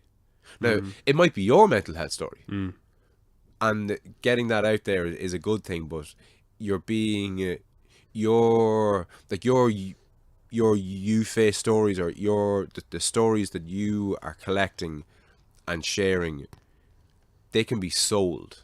Not by you, Yeah. but by other people, like the likes of the Times and the Independent and all these other nefarious organisations that I don't think people should be paying any attention to anyway. Yeah. Yeah, like, listen, there's maybe again, maybe I'm naive, but I think that's a little bit harsh against a lot of the journalists who would have sincere and great integrity, who maybe work for these organisations. I suppose we should, if we are that well informed, we should be following them specifically. And if they write a great article for the Independent, then we read it because they wrote it, not because the Independent published it. Like there is some seriously good, well written, valuable stuff from these organisations. Like I mentioned Cormac Ryan earlier. I was introduced to him through an incredible interview that he had with an independent journalist, and I've actually forgotten his name, even though Cormac told me multiple times. Sorry, a journalist from the Independent as opposed to an independent journalist. Yeah, a journalist from the Independent, Okay. who the Independent provided the platform for the story to be shared. Some of these media organisations are institutions, and sometimes we might hold them in too high of an esteem, when it's really the talent that we should be holding in a high esteem, like whoever the writer is. But I do think there is a place for these organisations, but I'm not a fan of what I said earlier, the commodification of emotional well-being or emotional well-being stories. And I don't want listen, I don't see it, but I'm thankfully not on Facebook that much. I'd like to think I'm not anyway.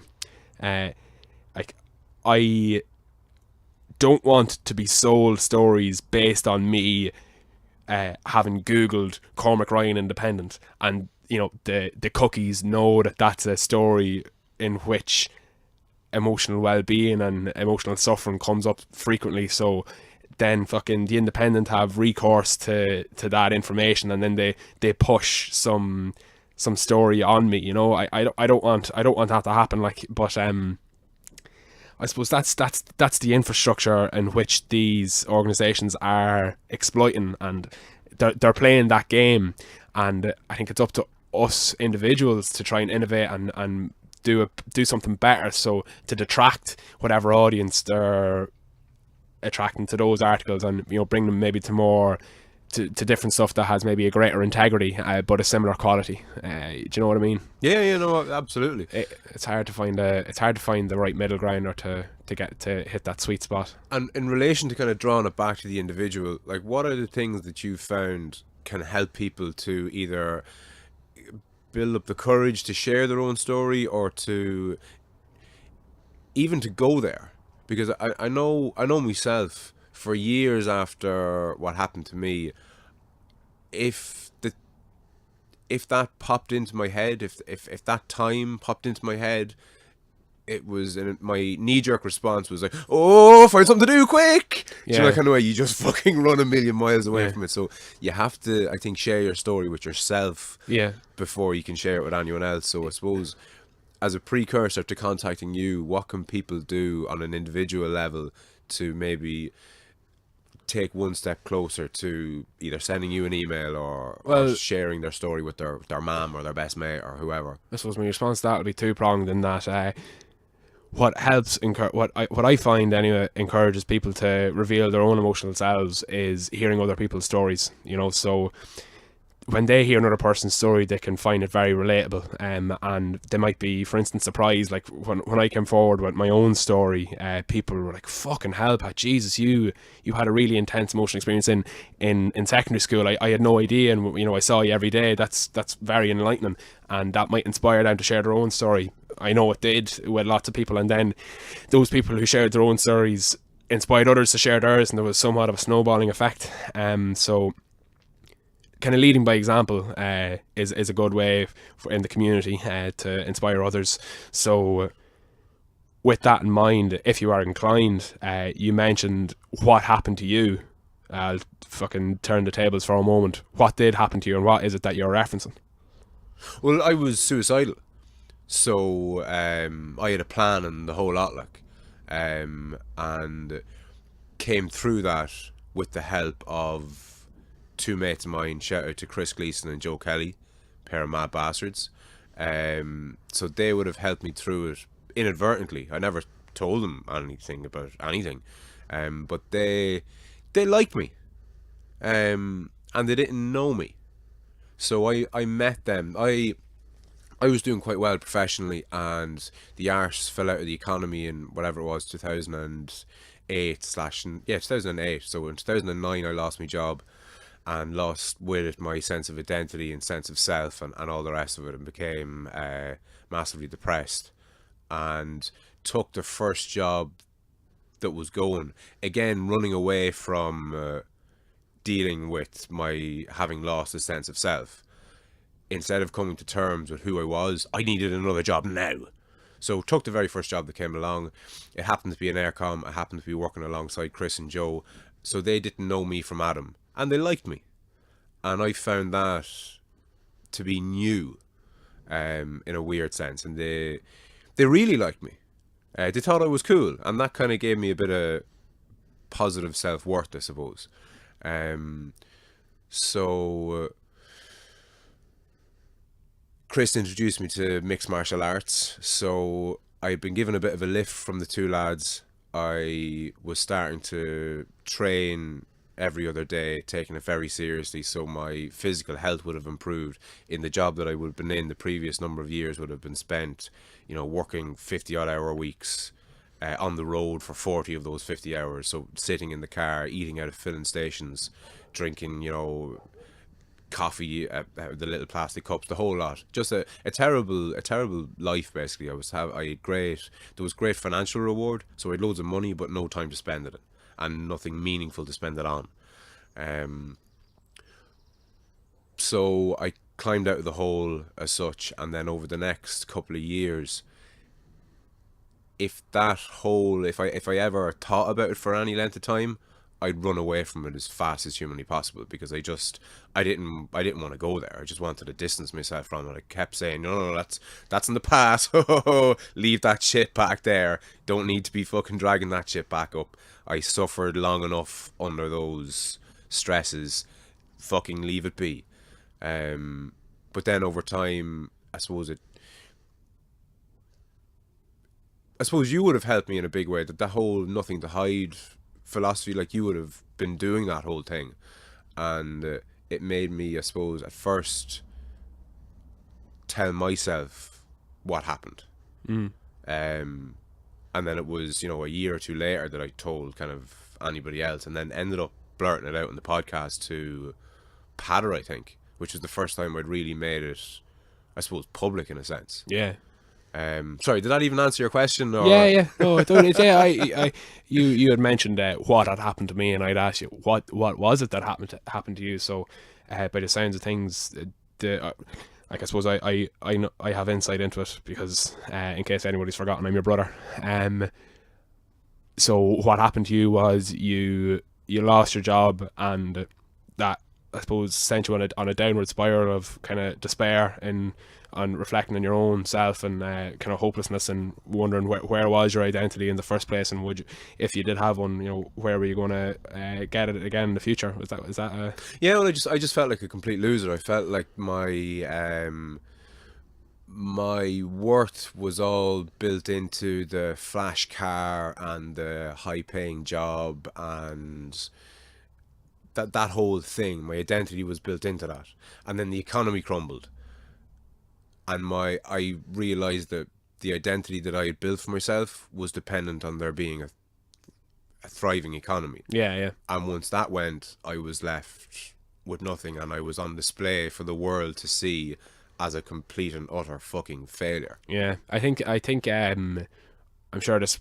I hope this comes as no surprise to you that that's a very relatable experience to a lot of people, from who lived the professional life through those years. That I feel like that is a mirrored experience which many people will share with you. And when you're coming back to what you said, what inspires people, or how do people share their story, it's from hearing that, and it's from people going, Jesus, I'm not the only one. Frano fucking experienced the exact same thing at the exact same time, and he's able to articulate it now. Maybe I'm going to articulate my own story and see if I can inspire somebody much like Fran has inspired me. Like, that's your experience is obviously distinct and it's your own, but at the same time there are themes which are relatable. Like, I, through the recession, I was a teenager, I was in school, so if nobody told me there was a recession, I probably wouldn't even notice, other than my brother losing his job and getting a new one. Like, I wouldn't have bared any impact on me, the recession itself, necessarily. So, but I have experienced hopelessness and despair and losing a sense of identity, and not understanding my place in my own life or in other people's or in the world. So, like, that is, you're not weird or strange for having had that experience. It's quite normal reaction to stressful circumstances. So I think it's very important to be able to share it in that manner. And I suppose I'm delighted you have now. And would you believe I still haven't listened to Patter's podcast, which is on my to do. But it's funny, because I have nothing to do in a typical sense, like I'm not working a full-time job, that means I have very little time to listen to podcasts.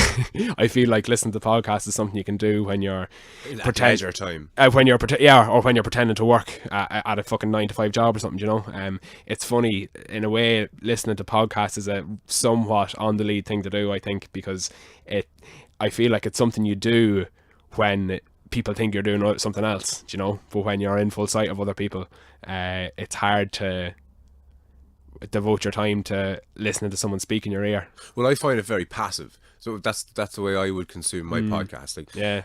I could listen to 40 odd hours of podcast a week. If I had 40 hours of quality podcasting to listen to, I definitely could, easy. But like, I listen to it while I'm running, I listen to it while I'm in the van, I listen to it while I'm at my work. I'm lucky that my work, 99% of it is essentially manual labor. I don't need to concentrate, really. It's all very mundane repetition, really. Yeah, because I'm a fucking high maintenance nerd, I need to be really engaged in what I'm doing. So, like, for instance, the way I listen to podcasts, like, I haven't really been listening to podcasts over the past few months, but when I was working in my last job, I was at a desk job, and an 8-hour day, I'd work 2. So for the remaining 6 hours, I just randomly click on a screen while being totally engaged in whatever was I was listening to. So I struggle to listen to anything passively, which is maybe to my own detriment when it comes to podcast consumption. But yeah, I that's why I haven't gotten around to Patters and many other conversations I'd like to listen to. In fairness, Patters is 4 hours long. Yeah. It's not exactly something you can just pop on and be done with it. if anyone's curious as to what episode is Patters, it's Blind Boys. That's just on YouTube. That's just on YouTube. That's just a YouTube thing, yeah. Oh, That was okay. specific. That whole thing, that whole Blind Boy thing, was specifically for YouTube. That was to essentially play a trick on YouTube's algorithms. And for people who've just gone, what the fuck are these two boys talking about? If you go onto my YouTube channel, so if you go into YouTube and type in Off the Lead, you'll find the little logo and you'll see all the episodes. It's just the conversations that I've up. I've yet to upload the solo podcast purely because of time constraints. But if you scroll down 5 or 6 episodes back, you'll see one of them, I think, is entitled The Blind Boy episode. And if, for those who don't know who or what Blind Boy is, it's a guy who goes by the pseudonym, is that the right word? Pseudonym, yeah. Yeah, who goes by the pseudonym Blind Boy Boat Club. And in podcasting terms, in Ireland, he is podcasting in Ireland. He has, I think, probably as many listeners as the next 10 other podcasts combined. So bearing that in mind, I decided to create a clickbait ad to promote my show on YouTube.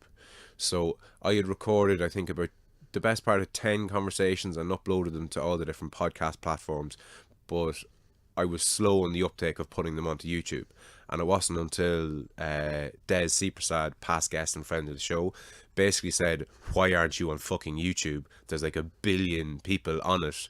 Why isn't your stuff up there for them to listen to? It wasn't until he said that I saw the importance of the platform.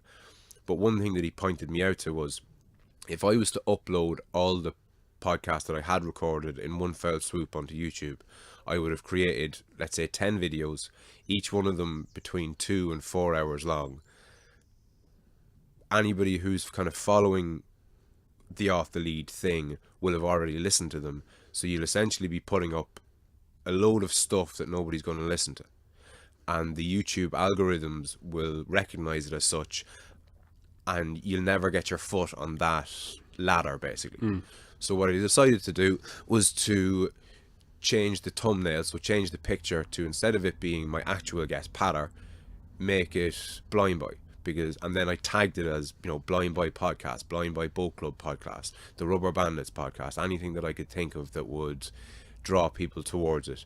Literally just to click on it. It was a clickbait marketing campaign. Because the more people that just clicked on it for a second, even just to realize that it wasn't what it was, that would be a click, that would be a view that was generated. The more views that were generated, the more likely my other videos or conversations would have been promoted, and I would have gotten that foot on the ladder. And to give you an idea of whether or not it worked, the first 10 conversations that I uploaded all in one fell swoop all have, I don't know, between 10, 20, 30, maybe 50 views. The ones that I uploaded as I recorded them, so while I had a presence on YouTube, have, between 50 and 100 views. That's thereabouts the ballpark. But the Blind Boy episode, I think, is 4,000 views. Yeah. So does clickbait work? You fucking better believe it works. Yeah. So that was me using something that you'll often hear me giving out about, clickbait, but as very much as a means to an end. So that's what that whole thing was. Yeah. If that big, long-winded rant made any sense. No, it makes sense to me. Obviously, I know the spiel as well, but it's funny, be interesting to see what you think about this now. Getting back to the whole idea of mental health and emotional well-being, I've written an essay about why I think the emotional well-being phrases and the phrases I've been using throughout the whole podcast are more appropriate and more useful compared to the more clinical things like mental health and depression, generalized anxiety, all that kind of stuff. Why the phrases I've been using are more useful. And I could title it, Why the Conversation Around Our Emotional Selves Need to Evolve, and be very representative of what my article is about and honest and will be full of integrity. Or I could title it, Why Mental Health Promotion is Useless! And that would be quite a clickbaity article. It's relatively representative of the content to follow, but it certainly lacks the integrity of the first title. Now, I think it's quite obvious which will get more clicks, but it's also obvious which has less integrity. And, I want my ideas to spread far and wide, but I also don't want to do something very on the lead and make a fucking bullshit clickbait title. So I'm such is my dilemma. I've yet to share the article. I'll probably share it either maybe just before this podcast is published, so the answer will probably have been figured out by then. But what do? You want to act with integrity, but you want your content to reach as many people as possible. Well, my advice there is act with integrity always. Yeah. I think what I did was different because of YouTube's algorithms. That was very much a once-off thing. You big liar. How do you mean? Like, yeah, well, I could justify my idea that way as well. Like, it's because of Facebook's algorithms. Facebook work off outrage. All these platforms work off outrage. All of them work on bullshit. Yeah, but I didn't do it to evoke outrage. You did it to evoke clicks, and that would be why I would mistitle mine. Yeah, but that was just to get a foot on a ladder. That was a once off. I've no intention of repeating that. Okay. I could have done it to all the conversations that I've had. I haven't used any clickbait whatsoever since. Yeah. No, I'm not ruling out using it in future. But that, as it stands, is very much so an isolated incident, and with good reason, and it was exceptionally effective as far as I'm concerned. Yeah. Now, does it threaten my credibility? Yeah, and good, because you shouldn't view me as that credible. You should be making up your own fucking mind. Yeah. And that's the whole point of these conversations that I've been having. Yeah, so I suppose I don't mean this as a jibe, Brenton. I could use that same excuse for titling that article or that essay, why mental health promotion is useless. Like, that obviously doesn't convey the message I want to convey. I want people to talk about our emotional selves, but just not use that phrase. But no, I don't think it's comparable though, because what I did was in order to have a starting point on the YouTube ladder. What I could say why, and I literally might do this. So I could say, well, I want people to see my article and maybe be curious about what will follow. The same thing. This is my foray into article writing or opinion piece writing. So this will maybe grab people's attention and rank me higher in algorithms because it was viewed more times than it would have been if I had titled it. But this isn't just algorithms generally. This is a very specific, very unique to YouTube thing. I don't think it is, though. I think the type of algorithms that that YouTube are using are almost interchangeable with the ones that pretty much every social media platform uses, that Facebook use. Like, Facebook will rank you higher based on how many clicks your podcasts are getting, or how many likes your pictures are getting, or how many shares or comments are getting. Which is the same as a click on YouTube. It's Does that make sense? Like, these algorithms, this environment isn't specific to YouTube. It's representative of sharing platforms online as a whole.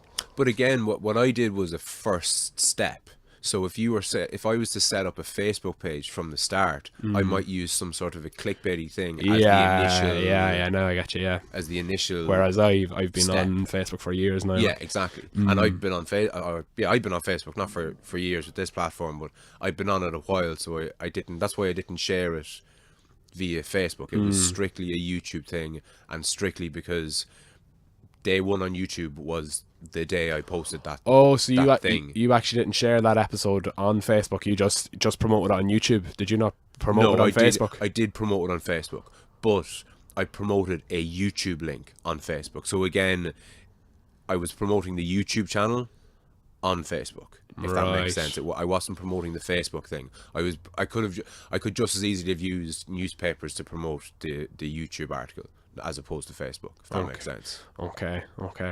I don't know though, because when that YouTube link you're sharing on Facebook obviously has the same, like, has the blind buy thing in there, and more people are going to be clicking on it because it says blind buy too, Yeah, but that happened by default. But my Facebook page probably would have gotten a boost in views or clicks or likes or shares or whatever on the back of that, but that was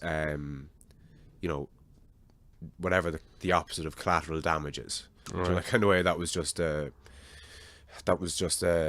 wasn't intentional. If I did get any kind of publicity for the Facebook page, because of that, it was inadvertent. That was purely to promote the YouTube channel. Yeah. As a first step, basically. Yeah. Maybe I'll upload the same article with 2 different headlines and see which one gets more clicks. Yeah, and write a follow-up article on how the one with the clickbaity title got way more clicks than the other one did.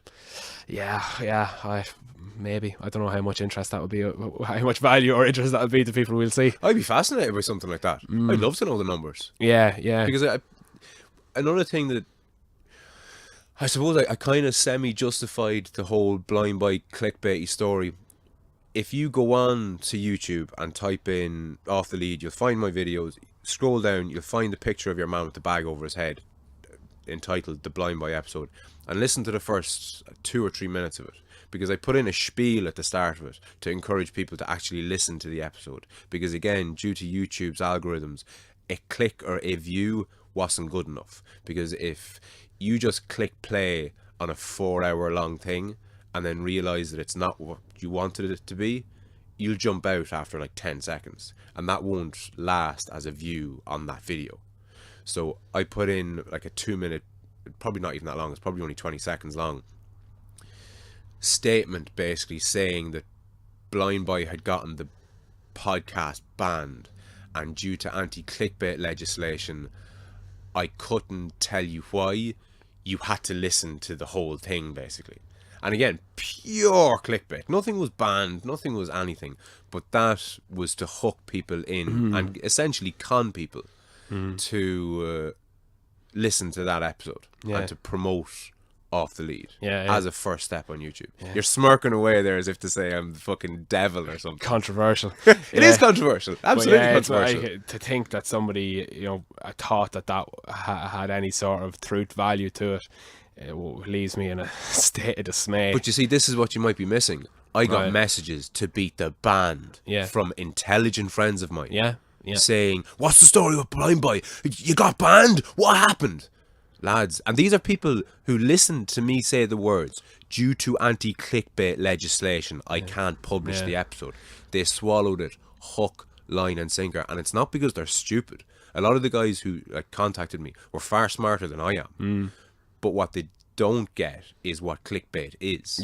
They don't understand it. And a lot of people even now listening don't know what the fuck we're talking about. They heard somebody say on the internet that due to anti-clickbait legislation, so it must be true if they've heard it on the internet. Yeah, well, I ran the idea of what I was going to do by several people. And more often than not, if not exclusively, the answer that people gave me for why I shouldn't do it was, you can't do that, Frano. And I'd say, why? You just can't. You won't get away with it. Yeah. Who's going to fucking stop me? Oh, well, like, it's the regulator.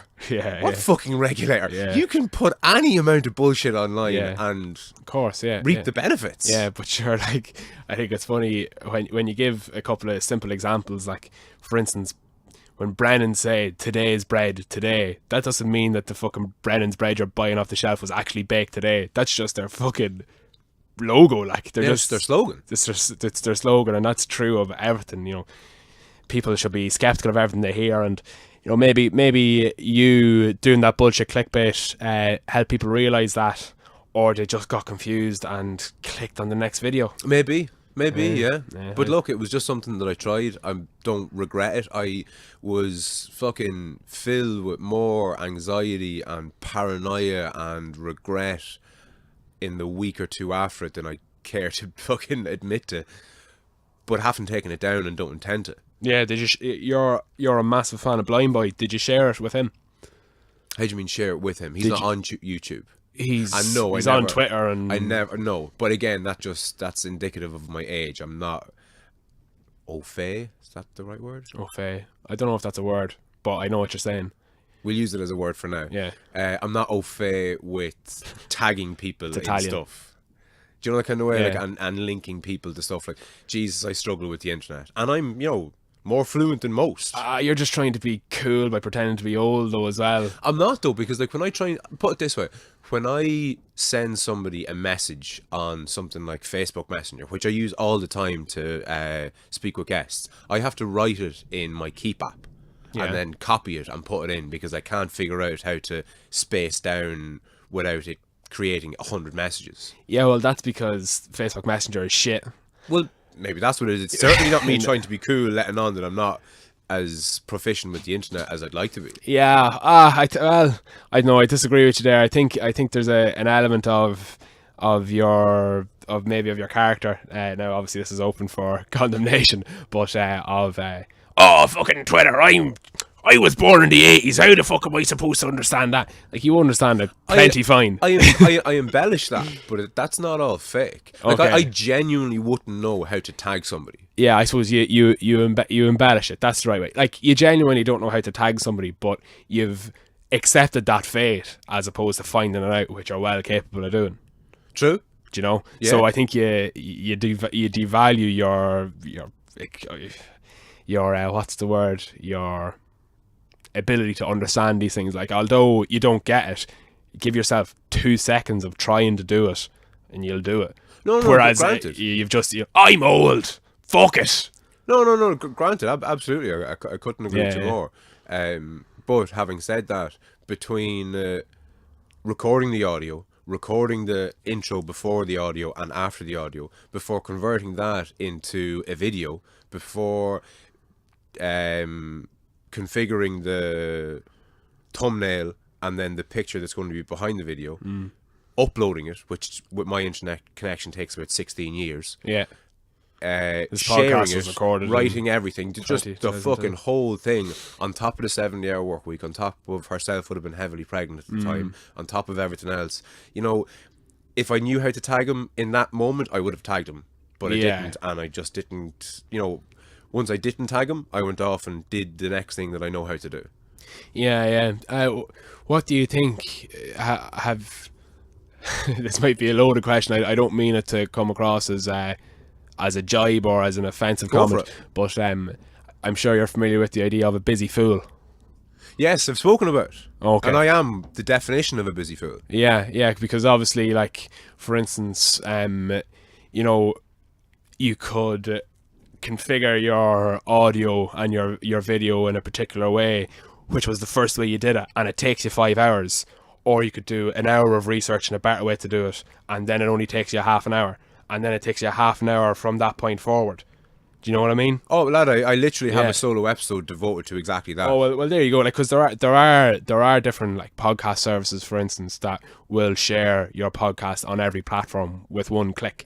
Oh, yeah, no, that's what I use with the thumbnail. Okay, good stuff. Like even YouTube, like, so you wouldn't even have to upload to YouTube separately, for instance.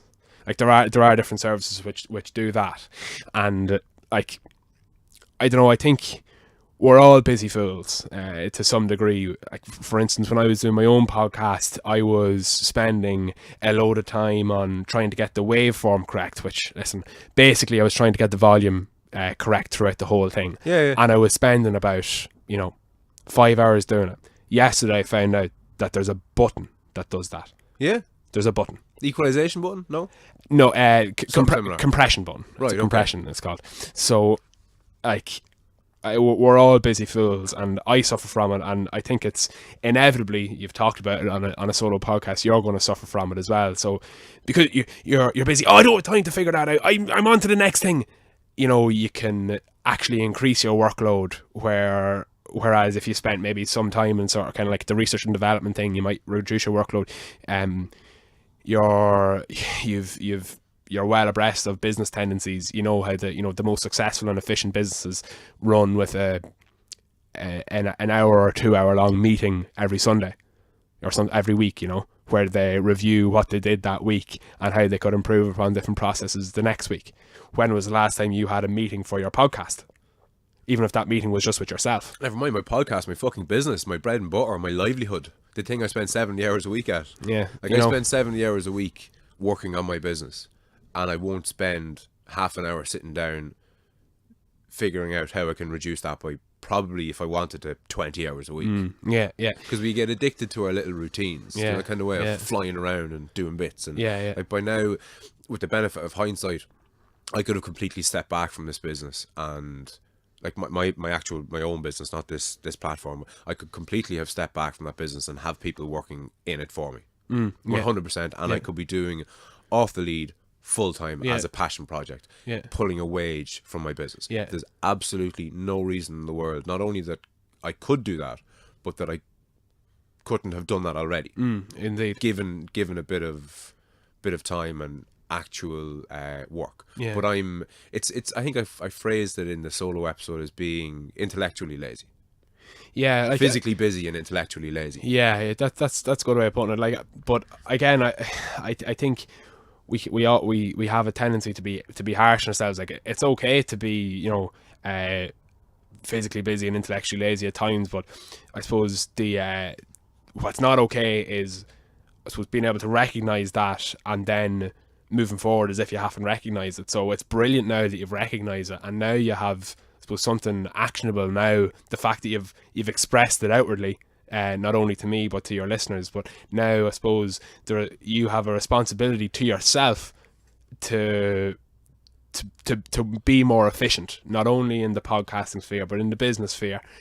So you can devote more time to your podcast and devote more time to yourself, which might be in the form of practicing mixed martial arts, or spending more time at home or with your family, or discovering a new passion project or something, because I think, although you're a very busy man, it's not necessarily a fulfilling way of life, and it's not necessarily the it's not that you love being busy. It's just you're in the habit of being busy, and you don't deserve to be busy, but the contributing factor in that busyness is yourself, and ultimately it takes you to have that meeting with yourself and reduce your workload and flourish more like a butterfly.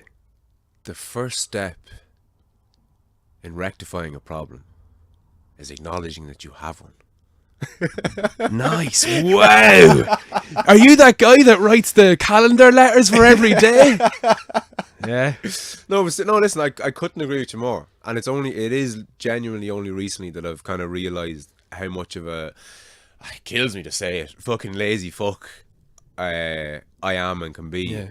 Yeah. Disguised as, a busy person. Yeah, but listen, that's all right. Like, you're allowed to be a lazy fuck, especially when you're not realizing, lazy fuck.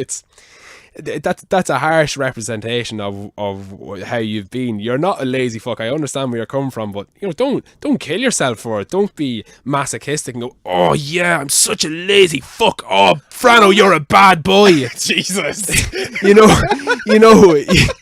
You can and say, yeah, you know what, there's more things I could have been doing, and there's more efficient ways to approach my business and my life, and now it's time to consider those things and go at it. Don't be fucking killing yourself and hating yourself for it. I'm not, because like I'm as unproductive as I can be. I'm more productive, I'd say, than anyone you know. Yeah, right. And possibly anyone that you'll fucking ever know. Jesus. Like today being pretty much a typical day, up since 4, have recorded and uploaded 2 solo podcasts, got the little man up, gave herself breakfast and bread, brought him off to creche, went in, collected you, came out here, and here we are. It's fucking, what time? 5 to 12. Yeah. Actually, is it 5 to 12 or 5 to 11? I can't see. I don't know if the time has changed, but like, look, it's well before lunchtime. Yeah. So, I've no intention of beating myself up over being lazy. Yeah. And my day hasn't started yet. Yeah. I'll drop you home. I'll head out to my business. Do you know that kind of way? Yeah. And do, a day's work, and then I'll come home and I'll tend to himself and herself, and there's a lot going on with the new baby, her dad being, terminally ill, he's a day or 2 left. All that's going on at the same time. Yeah. So yeah, I've no intention of beating myself up. Yeah. Too badly. Do you think this whole 4 o'clock business is taking its toll on you? It is, but you see, a lot of people seem to be very worried about me at the minute, but that's because I'm in a kind of transitional period. I'm one step behind stepping away from my business and replacing myself in my business. So the workload that I have at the minute is a means to an end. What I'm doing burning the candle at both ends and in the middle for good measure isn't sustainable. I get that. But it's not sustainable in the same sense that when I was working 90-hour weeks when I started the business, that wasn't sustainable. And I knew that at the time as well. But it got my fucking business out of the ground. Mm. And I didn't sustain it because it was impossible to sustain. There was a couple of times I literally worked clean through the night and just went without sleep for that day or night, whatever you want to call it, and then just ploughed on. So I would have gotten up at the time, maybe at 7 o'clock in the morning, worked all day, worked all night, throughout the night, and then worked all the next day, and then would have gotten, 6 or 7 hours sleep the next day. And that would have happened, 3 or 4 times in the month. Yeah.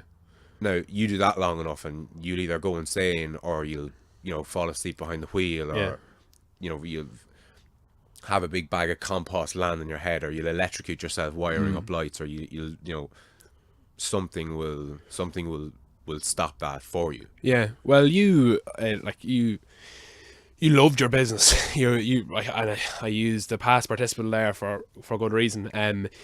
You loved pea shoots, and there was a long time where pea shoots was all you could talk about, and it was pea shoots this and pea shoots that, and you were pea shoot crazy. And you're a microgreen crazy. I'm sure no one's under any illusions as to what you make your money at. And now I suppose that the love has kind of been transferred over, maybe more to podcasting. And has that left you disillusioned with your business? Like, do you actually hate your business now? Like, I did for a while. Not now. have you forgotten how much you loved it? No, but you see, it's not that I loved it. I'm an obsessive person. I latch onto things and they become everything.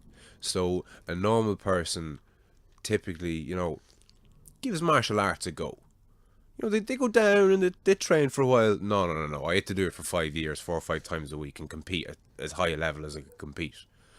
Some people enjoy going fishing.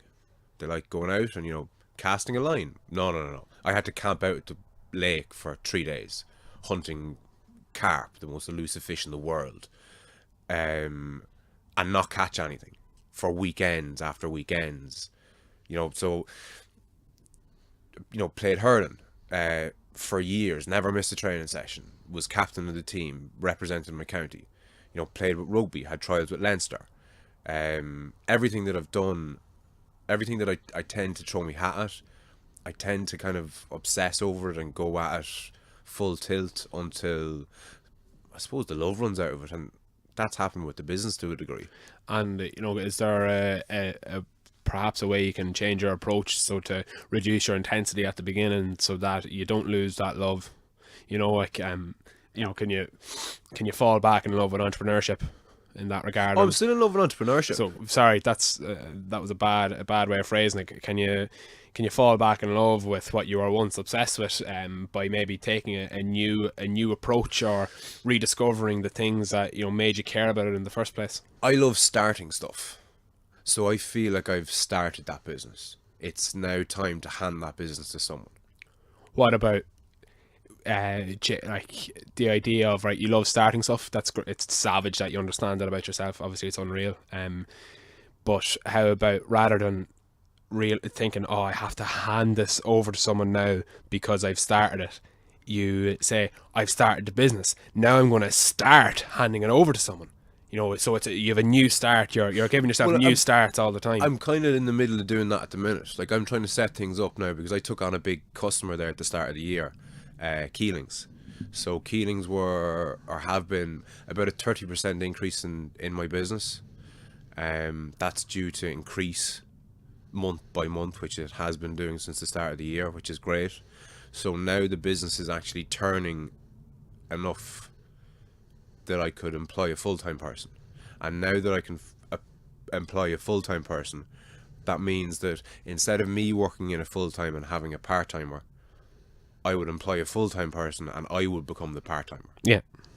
So I'm in that transitional period. Okay. So that's going to take another couple of months, truth being told, because I haven't been putting in the effort, in particular over the last 2 months or so, with the baby and whatever else. So in another couple of months I'll have hopefully found someone to basically take over and run my business, and then it will be flat out starting something new. Yeah. Which is this. Yeah.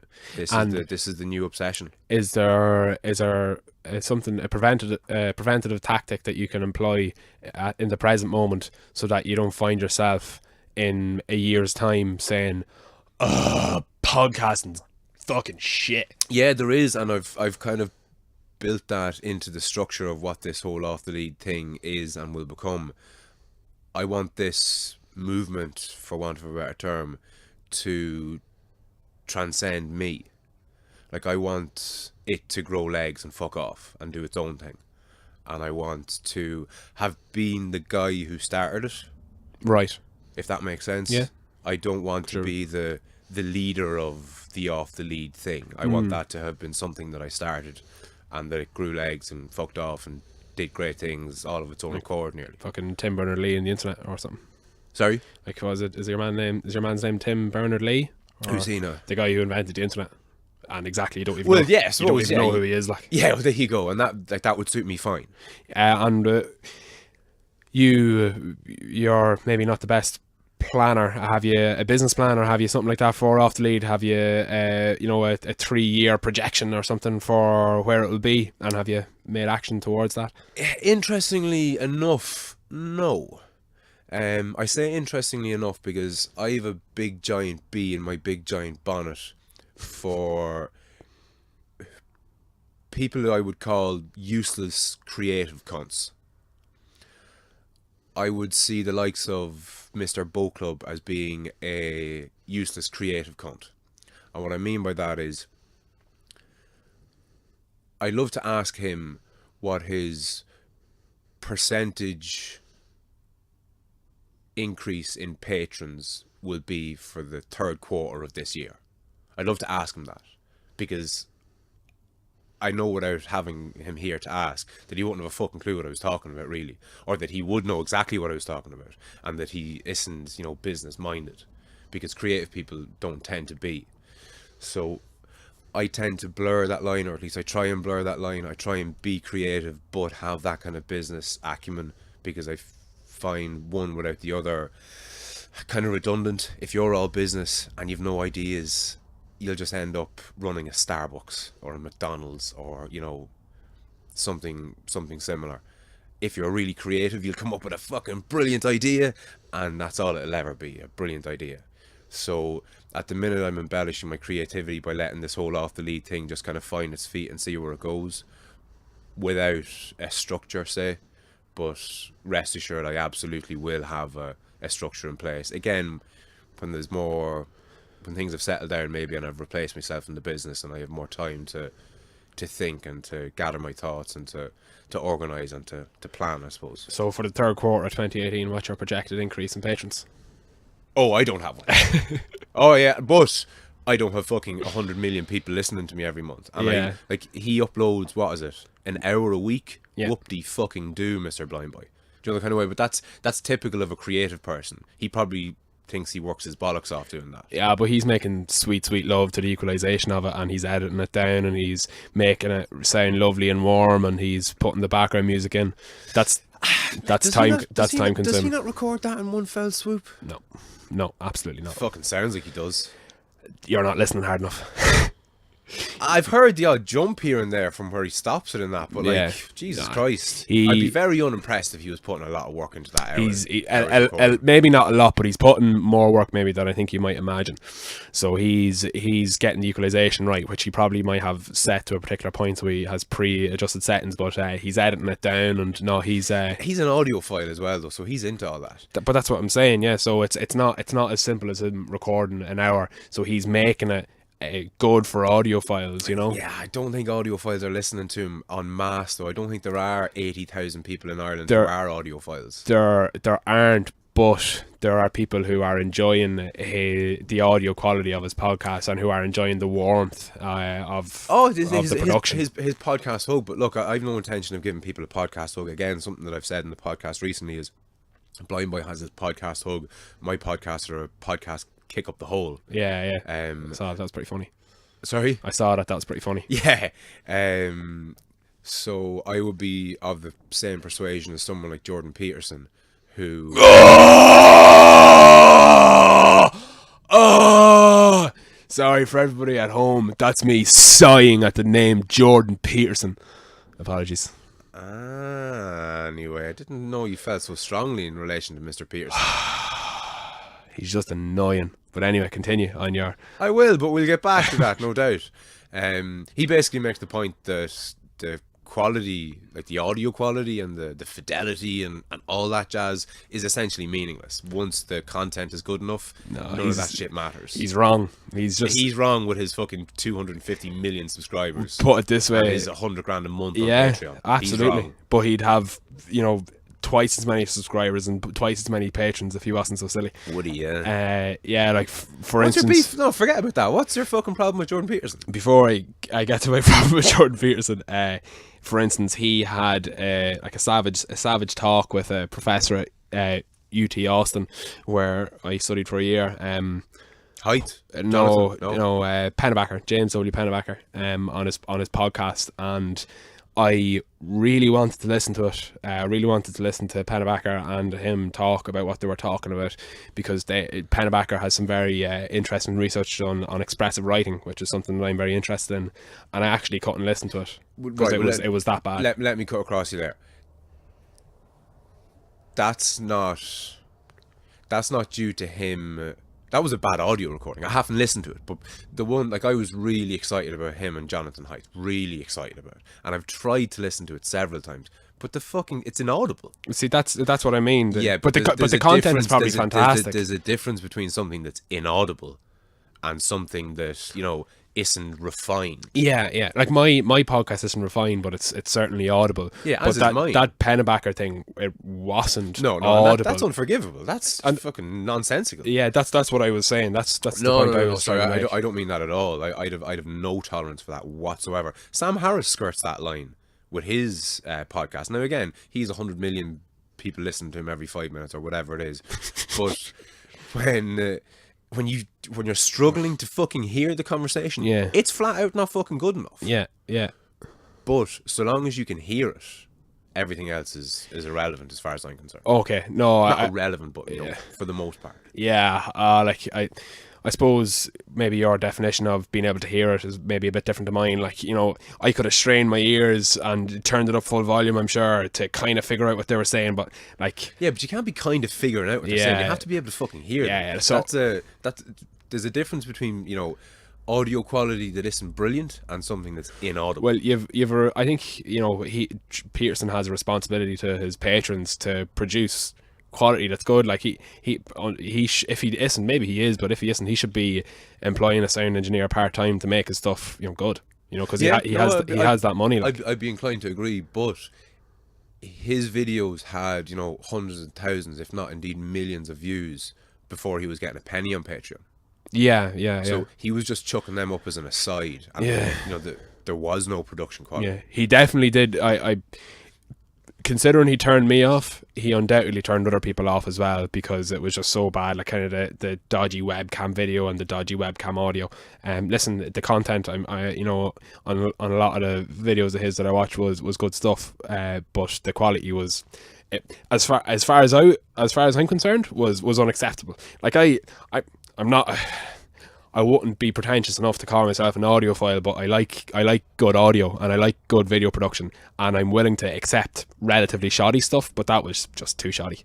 Yeah, but that was an isolated example. I mean, you're speaking as though all his stuff is like... No, absolutely not. No, but I was just talking in contrast to what he said about it's just all it's required is for it to be audible. So if someone was coming to start out and they heard that, I wouldn't want to think, oh, sure, Jordan Peterson started like this, I can start like this too. No, not at all. I think what his point was, and it wasn't pertaining to a bad audio recording by any stretch of the imagination, but I think what he was referring to was that people are actually very skeptical of things that are highly produced these days, especially on YouTube.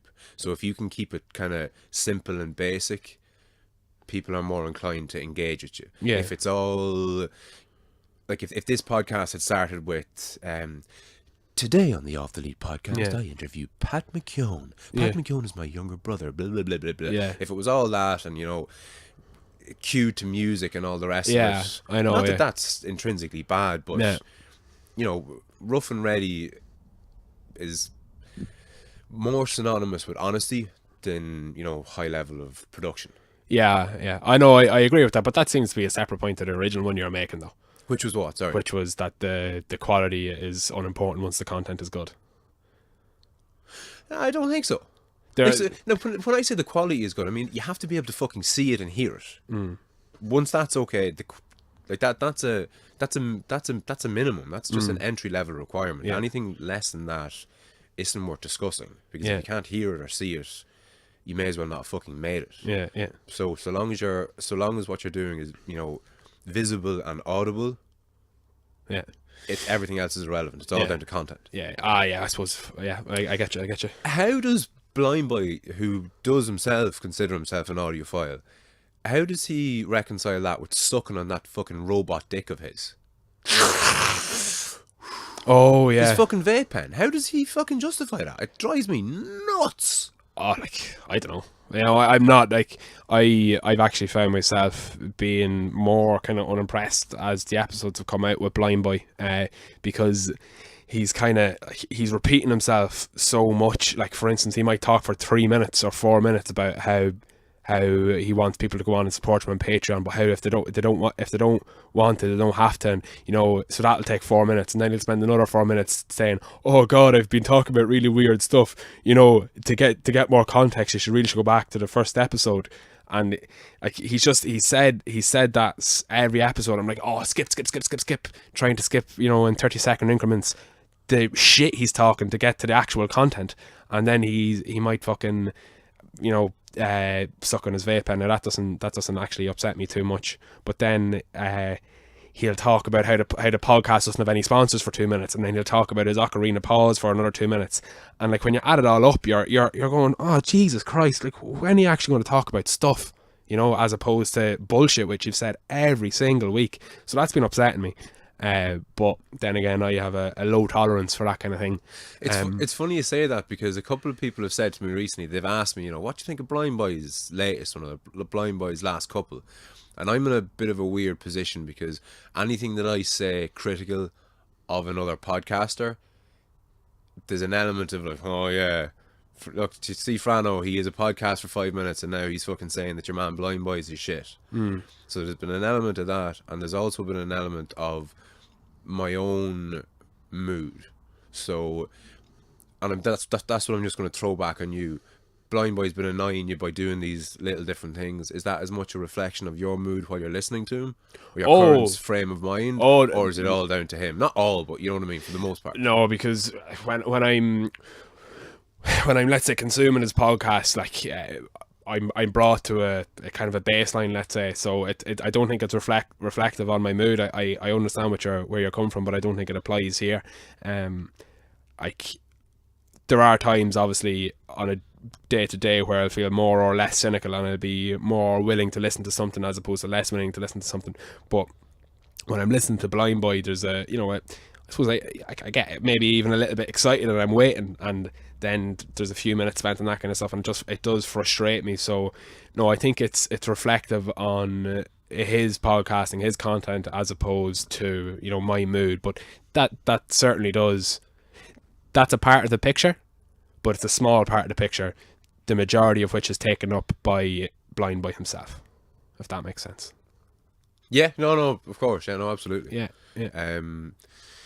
Who else are you listening to? Like, I'm barely listening to podcasts, to be honest. Sorry, you know? because I'm after reminding myself of something else there. I asked you earlier on. Oh no, maybe we did get through that. I asked you who was kind of in the world, because there was Alistair. I did, yeah. You did go through that. I did go through that, right. yeah. Just wanted to make sure that No, you did get that. There are more people out there that I'm probably doing a disservice by not mentioning. You know, if I'd love if people looked up Conor Cusack, Conor Cusack is a fantastic guy. I love if people looked up Cormac Ryan. Cormac Ryan has that article with The Independent that we were talking about, And sorry, and his podcast with me. Those two guys that you just mentioned, are they prolific enough that somebody can just Google their names and find their stuff? Or Conor Cusack absolutely is. Cormac Ryan, I think you might need Cormac Ryan Independent or something. The title of his article with The Independent is "Anguish Banished by the Fortitude of Hurling's Family." It's a bit of a mouthful, but it's very good stuff.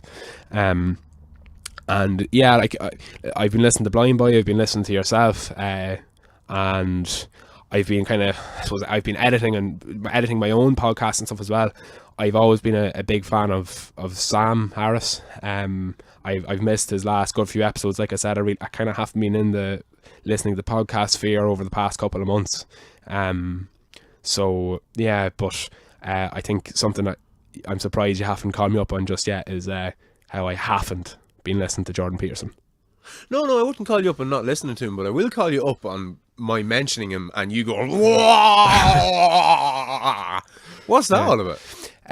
He's just I find him annoying, and I think there's a tendency amongst his fans and his followers to do exactly what you detest, which is to kind of really admire him and view him as a leader. You know. Yeah. I don't think I do that. I'm not necessarily saying that you do. I don't feel like I've been accused, but I just throwing that out there. I don't think I do that. Yeah. I think very highly of him. I think he's a great man. I don't mind saying that. Yeah. There's just I don't know him that well. Like I'm familiar with a lot of his work, and a lot of it's very important and good stuff. But there is just a certain aspect of his character that does kind of I find irksome, and there's an aspect to his following which is a little bit irksome as well. Like, he's a very angry man.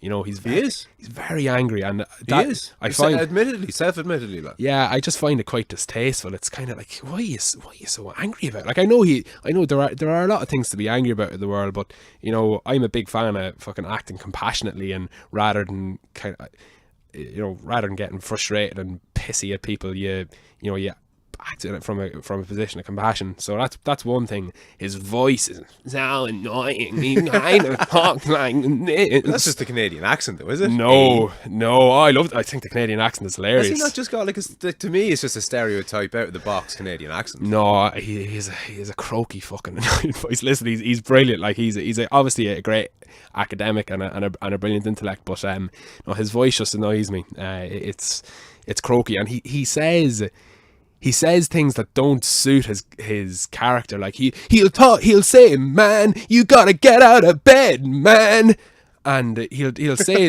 he'll use the phrase "man," and it just doesn't suit his voice. Like, there's a couple of things, like, it's as if he's saying things to be down and cool with the kids, and it's like, oh, what are you doing? This doesn't suit you. Obviously it works because he has a massive following, but that just irks the Jesus out of me. I don't think that's intentional. I don't think he's doing that. No, I don't think it is at all. But but regardless of his intention, it winds me up. Gears. Yeah. And what really grinds my gears is, now, I'm sure it was tongue in cheek, but he named his latest book 12 Rules for Life. He certainly did.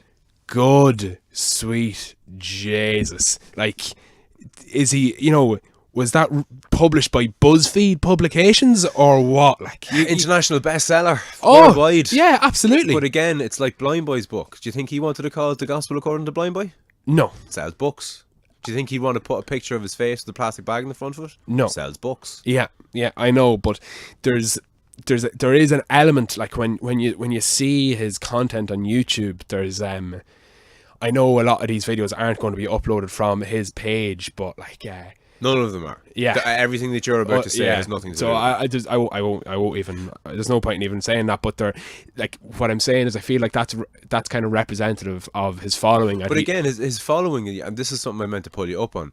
Your criticisms of him thus far have been in relation to relatively arbitrary things, like, the sound of his voice and the phrases that he uses, and his followers. You've missed out on how angry he is. But again, we'll run with that one.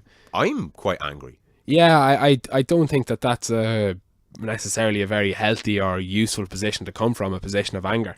I think he'd disagree with you there, as would I. Yeah, Which is like, what's your views on kind of having a well-developed shadow, or does that make any sense to you at all?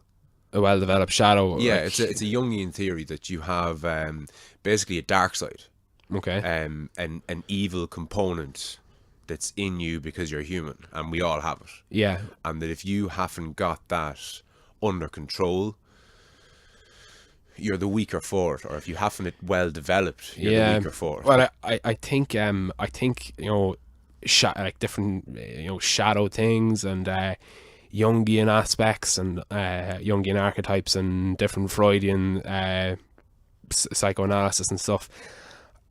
To me, a lot of that is wishy-washy bullshit. It's not kind of proper science. It's philosophy and stuff, which is obviously very, very useful. But I think maybe if more energy and attention was put towards more empirical things and maybe more human experiences, it might be a bit more useful, because like, that's quite those are quite esoteric things, and he's popularizing esoteric things and kind of making them mainstream, and he has you talking about Jungian archetypes as opposed to more base human experiences. And I think it's a lot of it is kind of wishy-washy bullshit, Yeah, I tend to disagree. I think it's very deep and meaningful. Yeah. And I found it very beneficial. Yeah. As do, obviously, Oh yeah, tons of people. Yeah, his supporters, like. yeah. But what I like about him is I think I wouldn't like somebody who was only that. And he's not only that. Like, he's a clinical psychologist.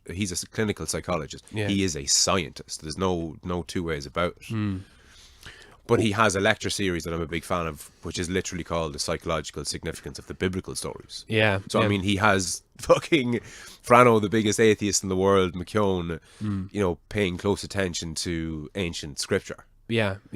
Now, I do think that is worth framing in, not in science, but in stories, in like in literature studies, let's say. That's what he does. Yeah, well, but you frame them as this clinical psychologist, which Well, he both, is. and that's what I mean. He's both, but I think that line is blurred to the people that follow him. So, for instance, when is it blurred to the people that follow him, or is he blurring the line? both, I think. Okay, so but that's his shtick. He blurs that line. That's what he is. Yeah, but which I think is a bad thing. So, like, I think people can admire him maybe too much for having the credential of being, sure, he was a professor at Harvard and he's a clinical psychologist as well. Yeah, all that means nothing to me now. Why did you mention it then?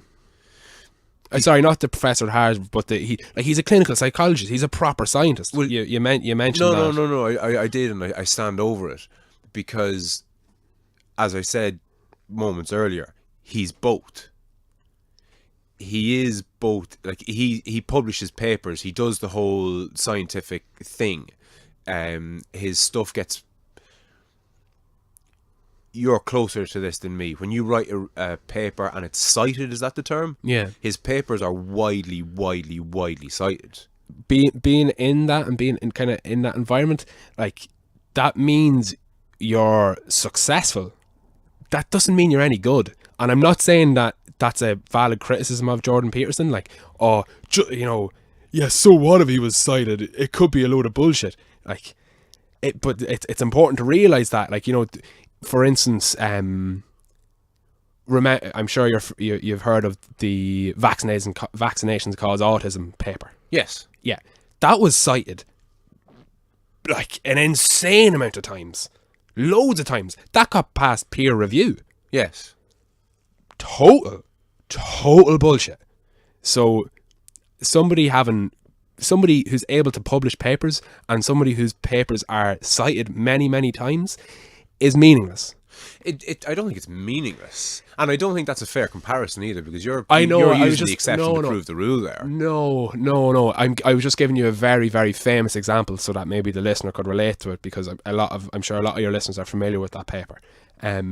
what I'm saying is, it's very important to be skeptical about scientific publication, because being published or being a prolific scientist in terms of how many papers you've published or how many times your papers have been cited isn't indicative of the value of what you're writing about.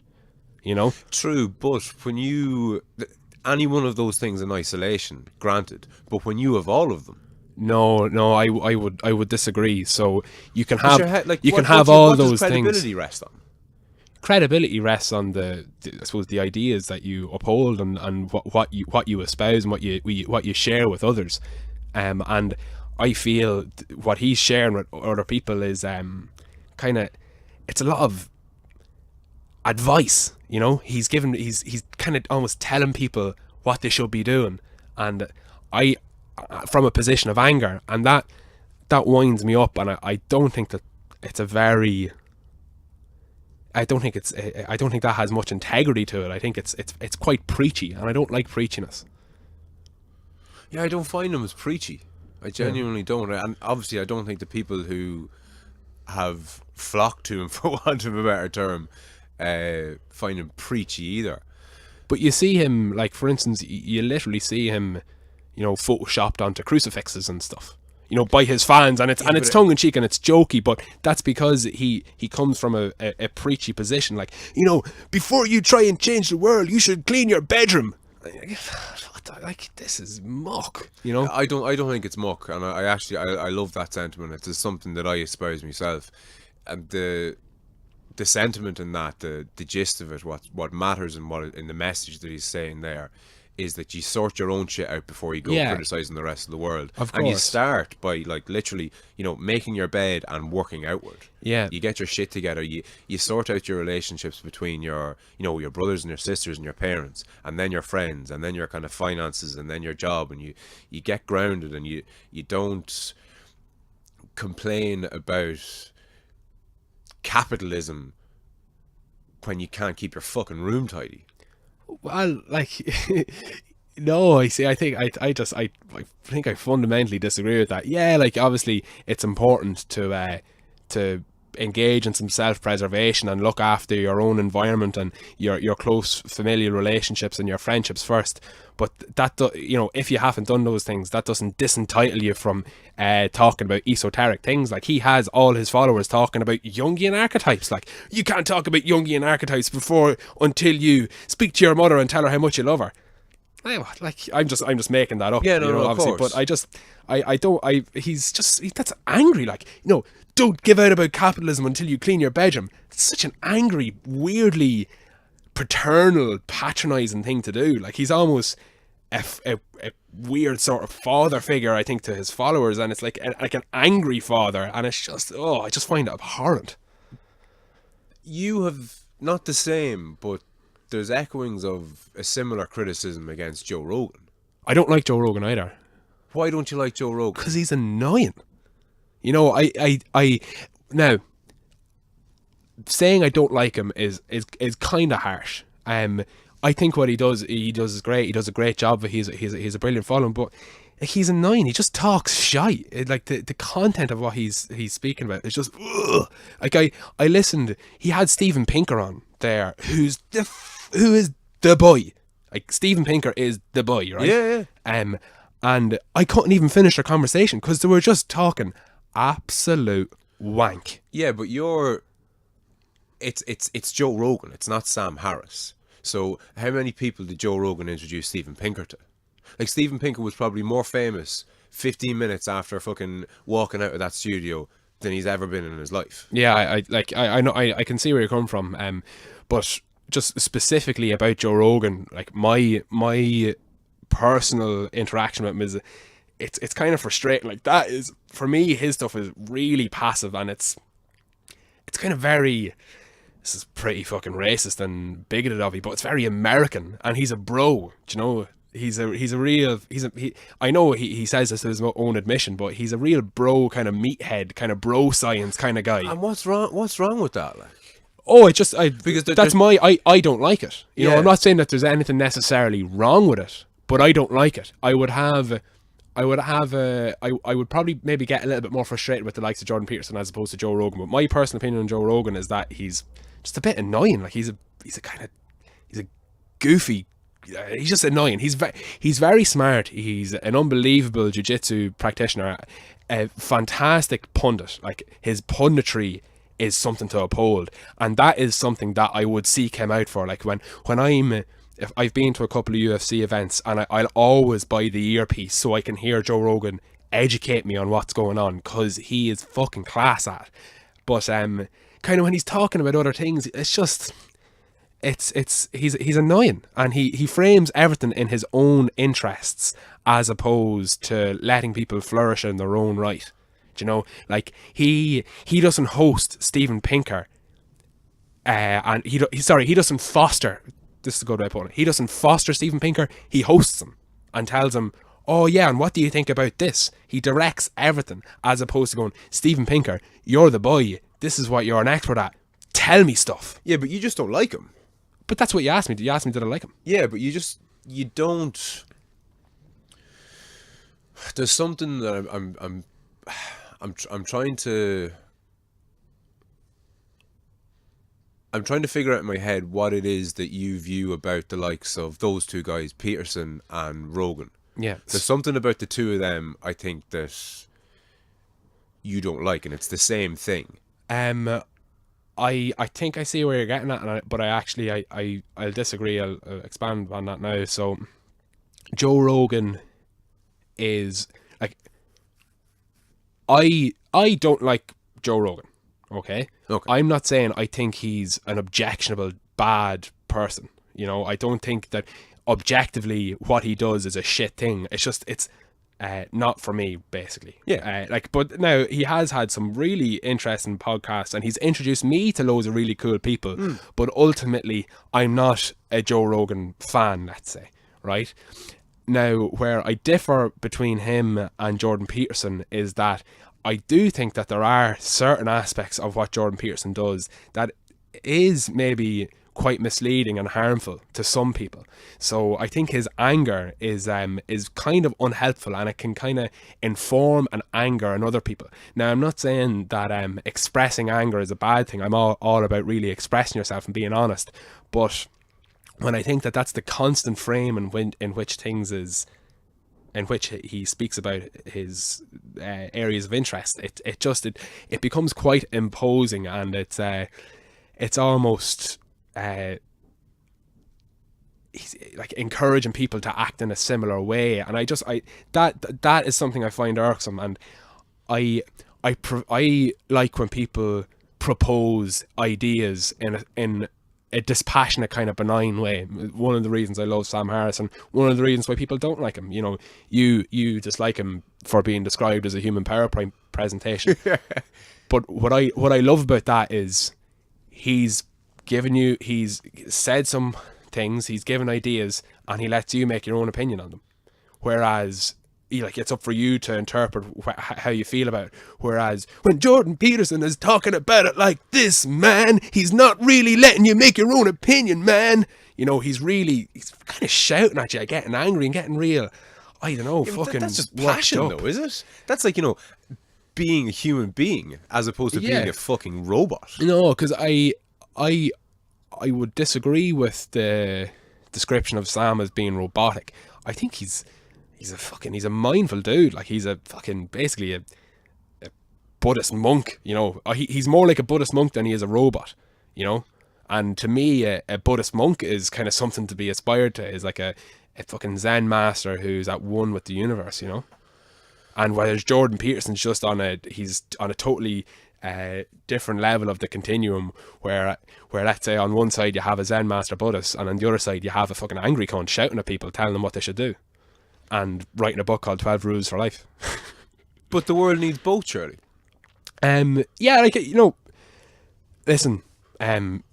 I exclaimed "ugh" because Jordan Peterson's not for me, and Sam Harris, a character like Sam Harris is. Yeah, but when and don't get me wrong, I'm a big Sam Harris fan. Less ever since I heard him described as a human PowerPoint presentation, and less since he started doing Skype calls that I can barely fucking hear, and there's a lot I don't like. There's a lot I don't like about Sam Harris. One of the things being I can't give him €1 a month on Patreon. Yeah. His minimum is I have to give him €1 an episode.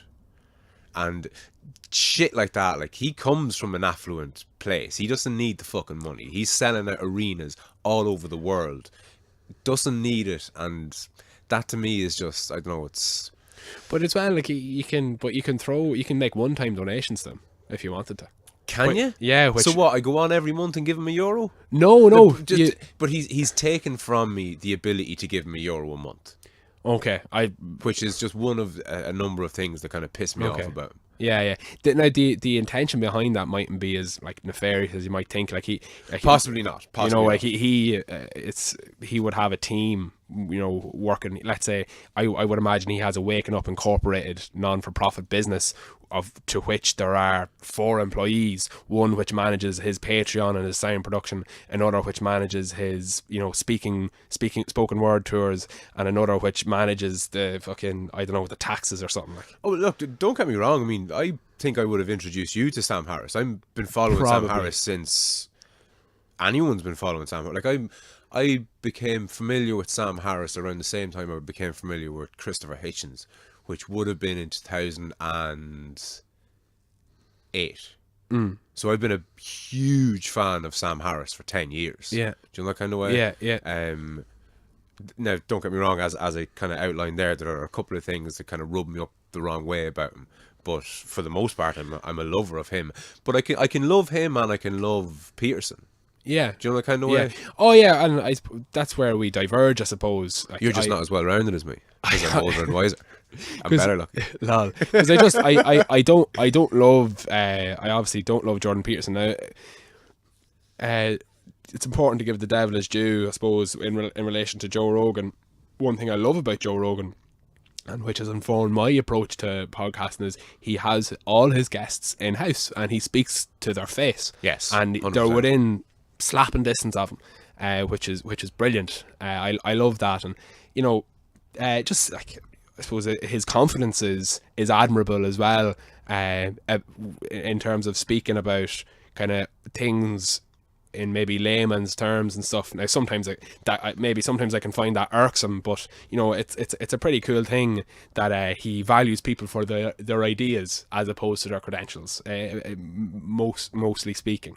And Jordan Peterson's introduced a lot of people to psychology and psychotherapy and stuff, but I think it's the whole picture is something that I find displeasing, but there are aspects of it which is worthwhile, and there are aspects of it that are good. No, absolutely. Yeah, so Jordan Peterson, he had a great chat with Sam Harris as well. They had a chat about truth on the Waking Up podcast, and they got fairly bogged down. Now, it was fucking painful to listen to, but it was an interesting disagreement they had, and the side of that disagreement I was on was Sam's. And shocker. Lol. And then they went back at it and had another 2-hour conversation, and just kind of left the whole idea of truth behind them. But like, for instance, I have a big intellectual hard on for Sam Harris, and he's obviously coming in June. And when I heard Jordan Peterson was his guest, I was like, shite. Really? Yeah. What about Douglas Murray? Again, like, I would have been much more interested in maybe another guest. Like, I would have actually loved if it was Blind Boy, because I don't think Blind Boy is necessarily a big fan, so that would have been quite interesting. Of who? Sorry. Of Sam Harris. I don't necessarily think he's a big fan. From the impression I get, and I could be picking that up completely wrong, but when I heard they were his guests, I was like, so with Jordan Peterson they're going to talk about why the patriarchy actually doesn't exist, and with Douglas Murray they're going to talk about Islam. Oh, shocker. I just don't care anymore. Yeah, no, I'd be pretty much of the same opinion there. If Douglas Murray starts going on about fucking immigration or the death of Europe, I'm gonna fucking lose the will to live in the place. I don't think they will. I think it'll be I think they're going to get into the weeds. I'm hoping that they're going to get into the Yeah. weeds on a couple of actual Yeah. contentious issues, Yeah. and who knows, a discussion might break out. Yeah. Yeah. That's what I paid €117.50 a ticket for. Fucking hell, like that's insane. That's pretty fucking criminal. But yeah, like Douglas Murray, he's an interesting guy, but I don't like hearing people harp on about the same thing over and over again. And Jordan Peterson, he's an interesting guy, but I don't like hearing people harp on about the same thing over and over again. And I feel that that's kind of what they do, and that when Sam speaks to them, that's what they talk about. I think Douglas Murray might have been on the Waking Up podcast a couple of times, and they talked about Islam all the time, and it's like I just don't care, So, and when Jordan Peterson, if Jordan Peterson was on again, I would predict, they'll talk about free speech on campus. They'll talk about fucking Canadian politics. They'll talk about gender, and I'll just like, ugh. I don't know if they would. I wouldn't expect them to talk about any of those issues. Yeah. I don't see them as being. I don't see Harris and Peterson disagreeing on any of those topics. But there you go. Exactly. Well, that's an interesting way to put it. I actually see them talking about those things and just kind of saying stuff that they both agree on, and that is kind of unsurprising to people that know both of them. And you're just like, right, great, okay. There's a 2-hour podcast where they expand upon things that aren't necessarily worth expanding upon. But sure, look, we might as well anyway, because we'll get the listeners. I know what you mean. Yeah. Getting back to Bro Rogan. Yeah. What's wrong with being a bro? As you put it, or define being a bro, because I see that as, and maybe I'm wrong, but there seems to be an attack on being a man these days. Yeah. Well, I feel that the talking about archetypes and Jungian archetypes, like the archetypal man is the construct of our society has means that the archetypal man is a physically strong, emotionally stale, hard-working husband and father, and I feel like a bro is almost a type of man in that regard, and I think it diverges from our intuitive and our emotional experience to such a degree where it makes us it expects of us a brashness or a brutishness which isn't real. It's more constructed by society as opposed to being innate in us. So yeah, being a bro, unless you're using the phrase in the same breath as a joke, I don't think it's useful. Okay, so you're joking when you're calling Joe Rogan a bro, basically, or are you? Yeah, I'm kind of taking the piss out of him, Right. because he kind of is a bro. He's to his own admission, he's a big, strong meathead.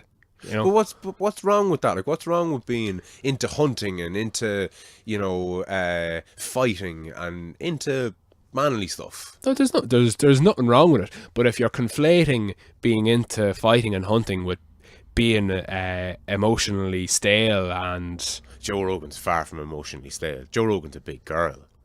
But so what do you mean by that? Why is he a big girl, or what is a big girl?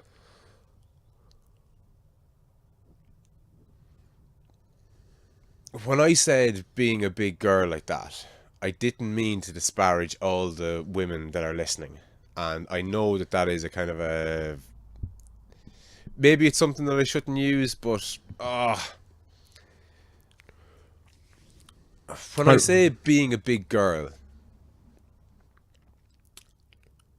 You say, like, it is said... Sorry to interrupt you now. No, by all means, I need it to be. Yeah, saying that someone's a big girl is kind of... You're framing it in a negative kind of architecture. You're saying that, oh, you big girl, as if being effeminate was a bad thing, or effeminate for a male to be. No, it's not, and I don't want to... I don't want to end up apologizing for saying things like that. No, it's not. There's what I said, and there's what I meant, and there's what everybody fucking knows I meant. Yeah, but and when I'm heading out for a few pints and I call up to a mate of mine's house and he's upstairs doing his hair, I'll shout up to him, "Don't be such a big fucking girl and come on to fuck." Yeah, and like, I suppose you're kind of being funny, but at the same time, what we mean and what we say, I want those two things to converge to be the same thing, and I think that is what the evolution of language is all about. that the way we speak more accurately reflects on what we're thinking. So I don't think that people should necessarily apologize for what they're saying, but they should definitely be open to maybe reflecting on what it is that they're saying and what it is that they're thinking. And if they're not the same thing, well, then reconsidering what they should be saying in the future. So just like with mental health, when people use the phrase mental health, what they mean is emotional well-being, but what they're saying is mental health. And what they're saying and what they mean aren't converging on the same thing. And I think it's important that we try and make what we say and what we mean converge to mean the same thing. And so, for instance, when you, who did you describe as a big girl? Like, so when you're Joe Rogan. Yeah. So you said Joe Rogan emotionally, you said emotionally he's a big girl. So like that seems to be, he's. How do you mean he's a big girl? You know exactly what I mean. I genuinely don't. Everybody else listening does. Okay, well, I don't, so tell me. You see, when I lay it out, it's going to sound disparaging against women and misogynistic, which I don't mean to be, nor am intentionally. Okay. But that you can be too in touch with your feelings, I think. Like, can you? No. How can you be too in touch with your feelings? By being a big girl. But what does being a big girl mean? I genuinely don't know what you're referencing when you talk about Joe Rogan being a big girl. You were framing Joe Rogan as a kind of a macho guy, as if that's all he is. But he no. Maybe you weren't. Sorry, I don't mean to put words in your mouth. But you said something to the tune of Joe Rogan is this way, and you might have alluded to the fact that he mightn't be as in touch with his emotions, or that he's a stereotypical man who typically wouldn't be in touch with their emotions. No. So what I said about Joe was that I jokingly called him Bro Rogan because he's kind of a bro, in that a man's man. It's in certain instances, like he's big into his hunting, he's big into his fighting, he's big into bro science, and he'll joke about it like every so often. Yeah, he calls himself a meathead, like. Yeah, exactly. Yeah, and it's pretty funny. Like, it's great that he's able to recognize that aspect of himself and joke about it. And I think he's a very good comedian. But that aside, I don't think he epitomizes a bro. If I suggested that, I will try and renege on that now.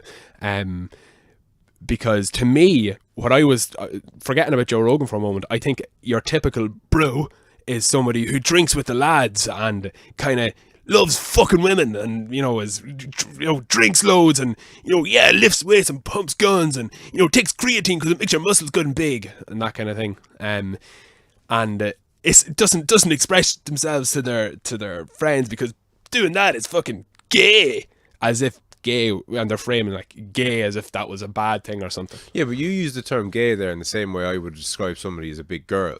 I'm not disparaging women or being feminine, no more than you were disparaging gay people there. I was impersonating a bro. I wasn't actually espousing my own ideas about. Okay. So you would use the phrase "big girl" and "gay" in the same breath, and you're saying that that's not supposed to be disparaging against women, or it probably is a little bit, absolutely. But I think there's a certain amount of a duality here. I think that we're getting to.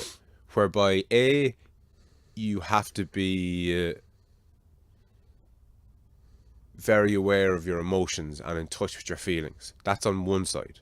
But on the other side, you have to, dare I say the phrase, man the fuck up, and not be a victim to your emotions. And like, all right, we diverge there massively. Yeah, well, let's get into that then. Because you can be too fucking sensitive. No, I disagree. I definitely disagree. I think sometimes your sensitivity can be a very difficult thing, for a person, and that you might experience something to a greater intensity to somebody else, but that's not to say that sensitivity to that level is a bad thing. The sensitivity becomes pathological if you don't learn from it. Yeah, but I've been sensitive in my past to the point where I was weak with sensitivity. that's how you would articulate it. So you've been sensitive in your past to the point where you were weak. How, expand on that? What do you mean? I would have been a big girl when I was small. Okay, Like what do you mean? when I was in primary school, I was a big girl. I was more effeminate than masculine. Okay. And I've flipped since. I'm more And masculine now than I am feminine. and what's Being a man, that, you know, what's is presumably a good thing. what's virtuous about that? Why is that a good thing, to be more masculine than feminine? It's not virtuous to be more masculine than feminine. It's more conducive to a fulfilling life to be more masculine as a man and be more feminine as a woman, if that makes sense. Okay.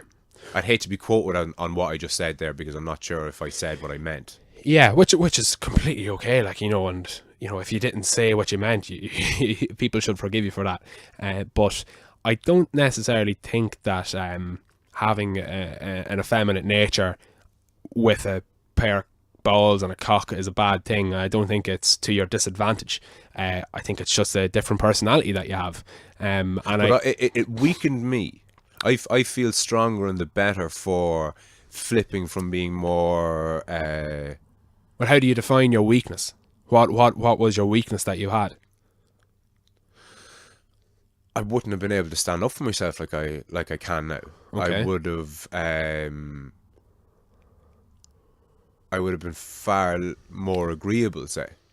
Well, I what- would have just kind of gone with the flow a lot more. And again, that's kind of part and parcel of not being able to stand up for yourself. And why is standing up for yourself a masculine thing?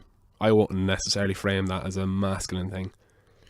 Because I think historically, and when I say historically, I mean evolutionarily speaking. I mean, I'm talking in relation to the male of the species. Right. So what I'm talking about here far predates what we'd call culture or society. Okay. The man was the protector.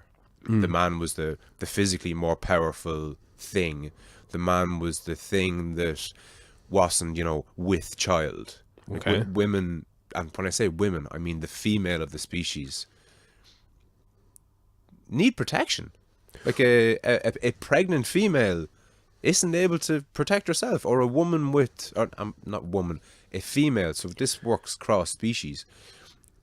A female who's either carrying their offspring or, you know, with their offspring, having just recently given birth, need protection. Yeah. And when I was younger, I was more like a being that needed to be protected than I was something or someone that was capable of doing the protecting. Yeah. So I suppose I disagree with what you're saying. Not wholly, but at least partially. So when you bring evolution into the question, it seems to indicate that there's a relevance to our evolution in our current society. And I think in a civilized society, generally speaking, you know, our evolution is relatively unimportant in terms of, you know, what feminine traits are and what masculine traits are. No. Forget about culture. Forget about society. What I'm talking about is far deeper than that. Like, I society's know, only around. but What, you're bringing the evolutionary architecture and transposing that onto today. So you're talking about. But it's there. I'm not transposing it. It's there. We are animals. We are. Yeah, and we are animals. Yeah, we've evolved to be the way we are. Yeah, I'm not protesting that at all. Obviously, we are animals, but I do think that we transcend. Because of our cognitive capacities, we transcend our animalistic tendencies. I think we have the capacity to transcend our animalistic capacities, but Yeah. I don't think we're there yet. I'm certainly not there. Okay. And I don't think humanity is. Well, I think you might be doing yourself a disservice by refusing to acknowledge your potential and realizing that you might be there, you might have the capabilities of being there. And I think more people might have that potential than you might initially realize. And in terms of, you know, your ability to stand up for yourself when you were younger, and you describing your agreeableness and framing that in an effeminate nature, and then becoming more masculine as being a way that you can stand up for yourself, I suppose I do think that that's an unhelpful idea to hold, because I think ultimately it's kind of sexist, and it disempowers femininity. You know, what's sexist about it? bear with me, sorry. So I think what's sexist about it is that you're equating femininity with a weakness, because we started this conversation by, I asked you to describe what your weakness was as a growing up, and you're like, oh well, when I was younger I was kind of effeminate, and you equated being weak with being effeminate, and I don't think that as a man.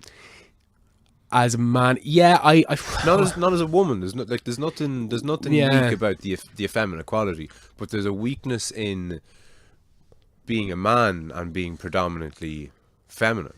Yeah, I suppose that's where we disagree. I don't necessarily think being effeminate or being feminine as a man is a weakness. I think it's just basically a difference in personality. Ask any kid who gets bullied in school. Not any kid, but the majority of kids who get bullied in school, they don't tend to be the hyper masculine guys. Yeah. Oh, I indeed. Yeah, And well, they're not bullied because they're in a position of strength. They're bullied because they're in a position of weakness. well, a position of vulnerability.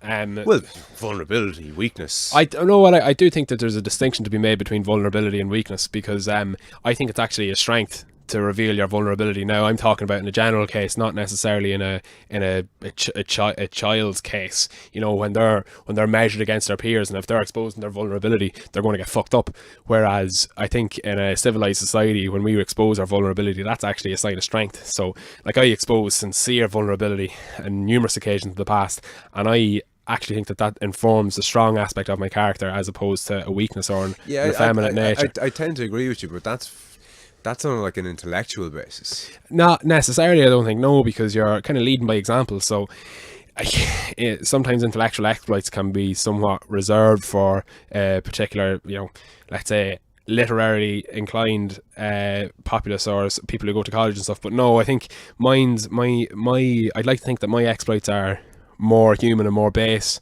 than that, and that they're more relatable to even people who aren't inclined to be reading lots of fucking stupid shit in college that is maybe of little consequence to them.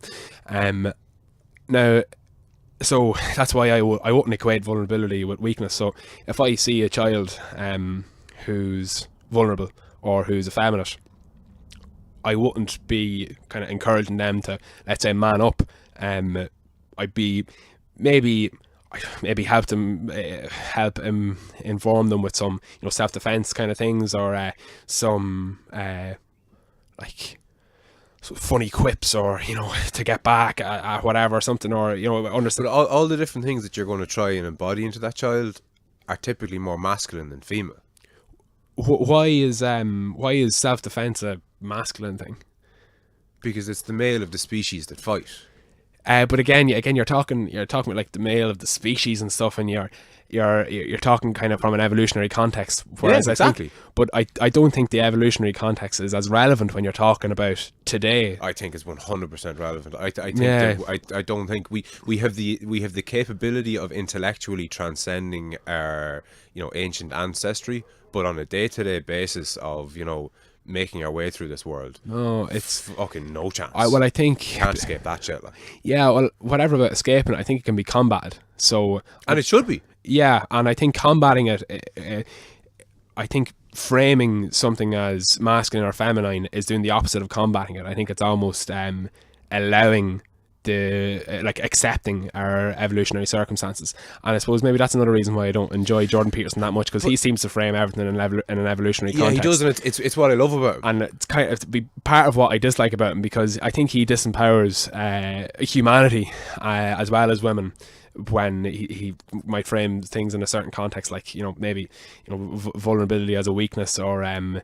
no, I don't know if he's called vulnerability, but let's say describing agreeableness as a female trait.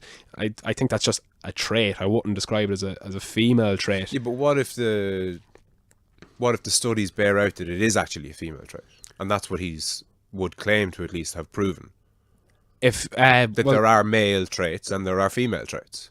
Okay, yeah, well, that's fair enough, but I think I don't really see the utility in dividing traits into female and male. No, but it's not the utility in dividing them. It's the utility in understanding humans, male and female. Yeah, from a science. Yeah, but basis. You're dividing the architecture there into, you're kind of doing you're dividing the sexes, like as The opposed to. sexes are divided. The sexes are different. To claim that men and women are the same, No, I'm not saying that, but our differences should be celebrated, not forgotten. yeah, but I don't think I would argue that when you're describing certain things as feminine and certain things as masculine, I don't think you're celebrating them. I think you're saying that the masculine are the good things. I know you're coming from the perspective of a person with a cock, but I do think you're celebrating the masculine and kind of saying, oh yeah, thank fuck I'm not feminine, because being feminine is shit. It would be as a man. I don't think so. No, but if I was a woman, I wouldn't want to be a man. You see, I'm happy with masculinity and all its flaws. yeah, which is, It's not the better of the two. which is good. Like, it's good that you're happy with the kind of character that you are, but I do think that you're striving to be masculine. You're No, I'm just being myself. but it's great that you are yourself, but you were yourself when you were a child, but you don't like the way you were. Yeah, because I didn't fit well into this world when I was younger. Yeah, but Because this world is full of men and women, but and I wasn't being a man. So a couple of things, like you were a child for a start, so how could you be a man? And on top of that, like there wasn't a place for you then. Like, you're finding your feet. Is there a place for you now? Like, I know you. I'm far more comfortable in my own skin now than I have ever been. Yeah, but you're an adult, so part of the growing pains is trying to find your feet. So I don't necessarily think that process means that you're at one point in a less valuable position or in a worse position than the next. It's just that you are learning more about yourself and the world. And I think if you frame your childhood as being a bad thing or being a more difficult thing because you're more feminist, I think that's kind of unhelpful, not only to you but to women and children elsewhere. Because But put it this way, just to kind of flip it a little. If you're a young girl, if you're a teenage girl, and you're very masculine, you're the one going to get bullied. Okay, why? Because for a start, you're different. Yeah, but sure, like, yes, people get bullied for differences, but like, what's wrong with being different? Nothing, and the whole off the lead thing is about exactly that, being different.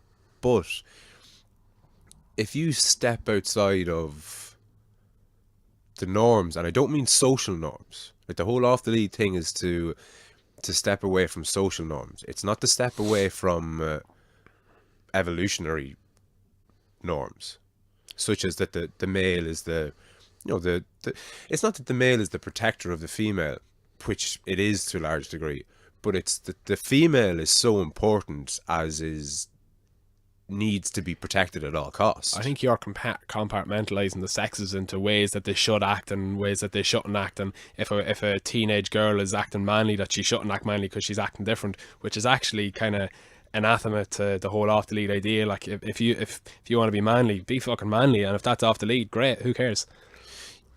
If you're bullied, like, no, that's not being not bullied true. isn't a reason to change. No, not at all. That's not what I mean in the slightest. But if you're going against, I was about to say if you're going against your base nature, but that's not what I mean to say at all.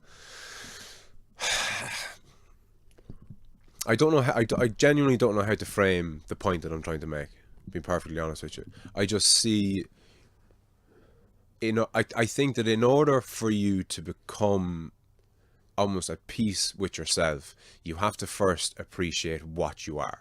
And what I am is a man. I'm the male of the species.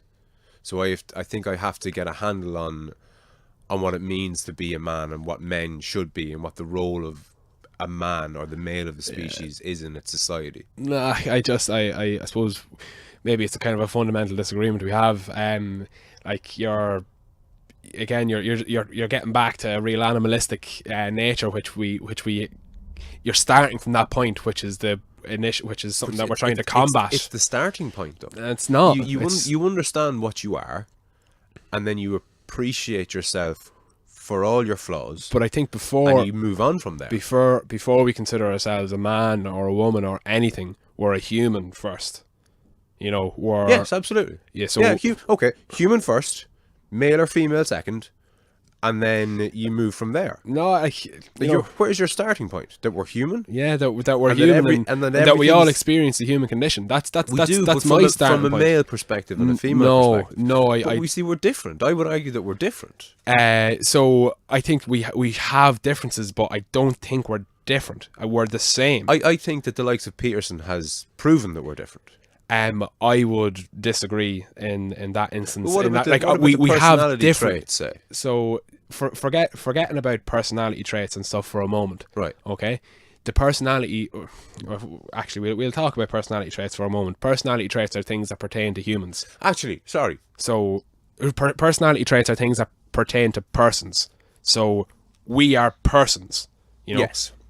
we have differences, but we're not different. We are the same. We're the same species. You know, to say that we're different is doing both of us a disservice. What I'm talking about when I'm talking about your emotional well-being and emotional well-being in general is I'm talking about the universal human condition, which is experienced to one degree or another by all of us. I'm not saying that we're all the same. We all have distinct experiences, but that's all on the same continuum. I mentioned to you before that I'm not a fan of dualities. You know, I don't like kind of a division between one side and another. I prefer Even if they exist.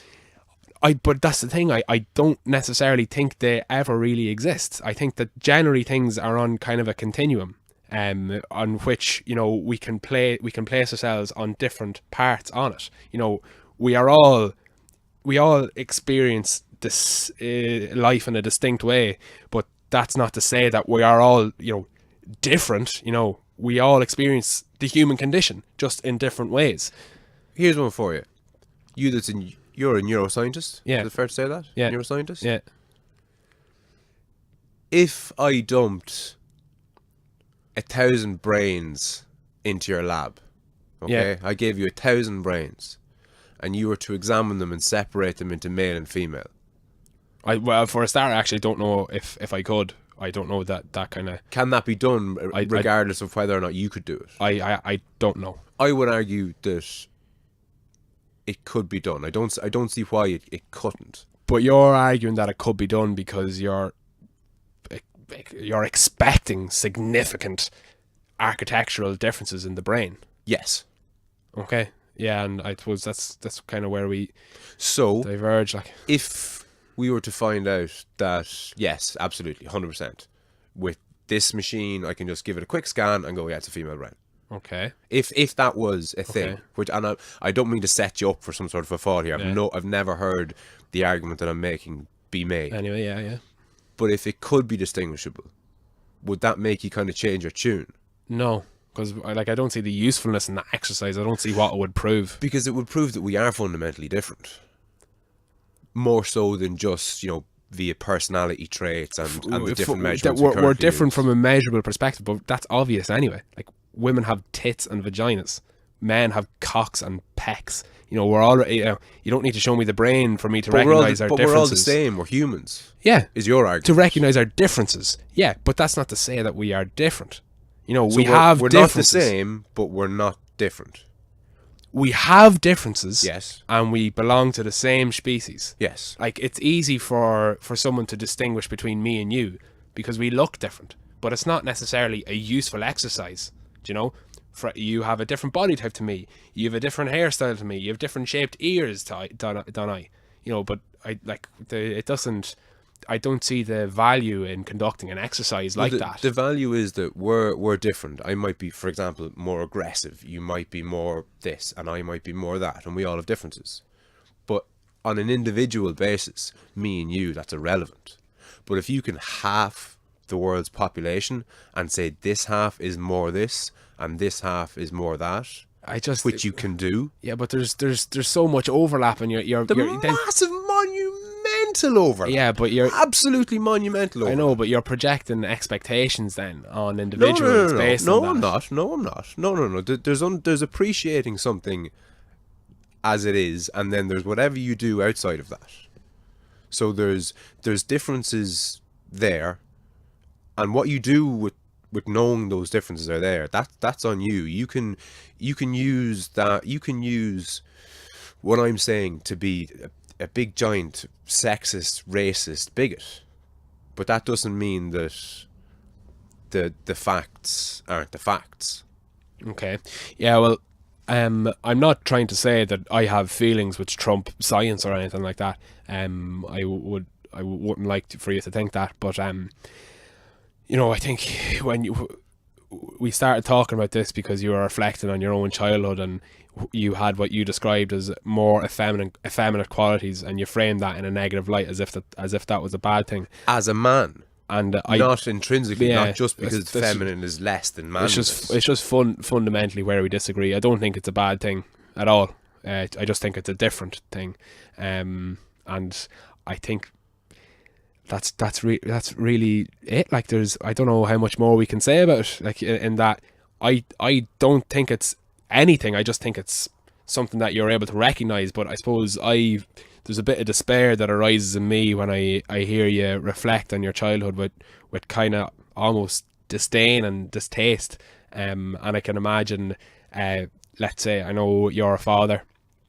If your children grew up to be like that you would be kind of almost disappointed for them because they had more effeminate qualities or more masculine qualities. No, they'll be whoever they'll be, and I'll encourage them to flourish. Yeah. That's all. And I don't look back on that period with shame, no more than you look back on past versions of yourself that aren't as good as you are now. You don't look back with them as with shame. You see them as being maybe not as evolved as you are now, but you don't look back on them as though they were wrong or bad. Yeah. And I'm the same. I don't hate my 12-year-old self. Yeah, but I just suppose you did reflect on him with an element of judgment. That's what I'm picking up, Yeah, anyway. In comparison to what I've sick bag at the ready, in comparison to what I've blossomed into. Yeah, That was a less well-rounded version of me. Yeah. I suppose it's good that I suppose you're happy with your personal development. Obviously, I'm very happy to have you as a brother, and I'm proud to have you as a brother. And I think it's just it's I don't find it a fair description on yourself or women or men to describe yourself as effeminate. But I mean that from the position of being a man. I don't think it's a good thing, typically speaking, for a man to be more feminine than masculine. I think that kind of goes against, dare I say it, your kind of base nature, your instinct. Yeah, I don't think that bodes well for a healthy and happy existence in this life. Maybe true in the wild, but I just think that we live in the wild. This is the wild. We live in a concrete jungle. Again, we're different. We're different on real fundamentals there. When do you think we transcended our animal being? Like, I mean, when was it? I don't know. I don't But know. you think it's happened? I do think it's happened. I could argue maybe with the development of consciousness, which you seem to suggest that other creatures aren't conscious like we are. I don't know, but I do think that now we have the ability to combat against our kind of animalistic instincts and our evolutionary nature, and kind of through philosophy, science, and the development of ethics and morality, we can really kind of move past a lot of those instincts. I agree with all of that, but I don't think that you can move past those instincts before you can understand that they exist and that they manifest themselves and they are intrinsic in your being. I see what you're saying as solving the problem that you're not aware of, if that makes sense. I think that you need to take ownership of the fact that you're a man and that you have manly tendencies, and you're going to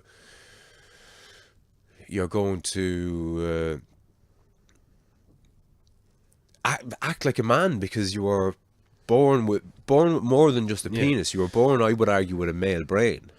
Yeah, so again, obviously we have distinct hormones at different levels in our bodies. Like obviously men have more testosterone, women have more progesterone, estrogen, and like, they But obviously they make us have act and think differently. yes, So we're not the same fundamentally. they do make us act and think differently.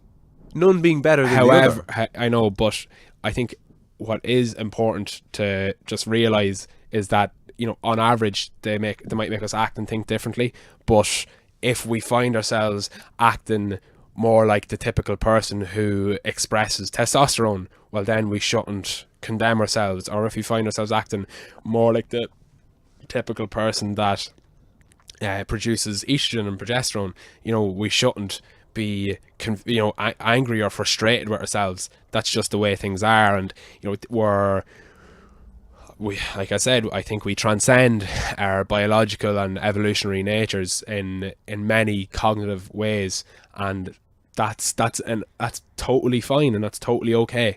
So if you find yourself in with a cock and balls, but typically falling into more feminine traits, that's fine. And if you find yourself with a vagina and you find yourself being into things that are typically more masculine, that's fine as well. Don't frame it in a negative architecture. Maybe try and investigate why that is and not condemn yourself. It's absolutely okay. And I don't think we do ourselves any favors when we get frustrated with ourselves for maybe acting in a way that's maybe particularly effeminate, or when we maybe describe someone as being a big girl or gay, as if being a big girl or being gay is anything worth being ashamed of, or anything worth being condemned. I don't find it a useful exercise. I agree with everything that you say there, and I think we're kind of maybe getting to something here. I think the problem occurs when a girl, say, just for example, is particularly masculine, and that doesn't bode well for them in this world that we live in. Right or wrong, let's say it just doesn't.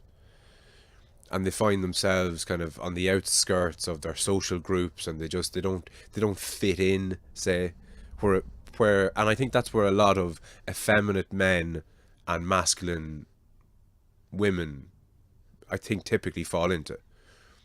They're kind of at the edges, and they're not having a good time because they don't fit into their societies as well as they might like to. And they'll suffer needlessly, I think, without the realization that they're a female who happens to be more masculine, or a male that happens to be more feminine. You have to know what the problem is. Not that it's a problem, but when I say a problem, you have a problem fitting in with society. That doesn't mean that you're problematic. It just means that you don't fit the mold. You're not as on the lead as the rest of it. You're not on the lead as much as everybody else. Like that being different.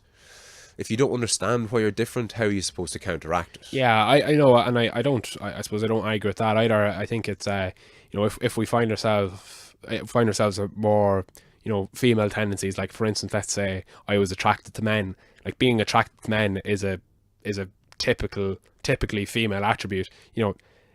Recognizing that that's typically a female thing. Like there's nothing wrong with that. It's an okay recognition to make, but it shouldn't be framed in a negative light. No, and I apologize if I have framed it in a negative light. I don't mean to. Yeah. But do you see the point that I'm kind of laboring to make? If you're not aware of how you're different, yeah, and how you're not, quote unquote normal. Yeah.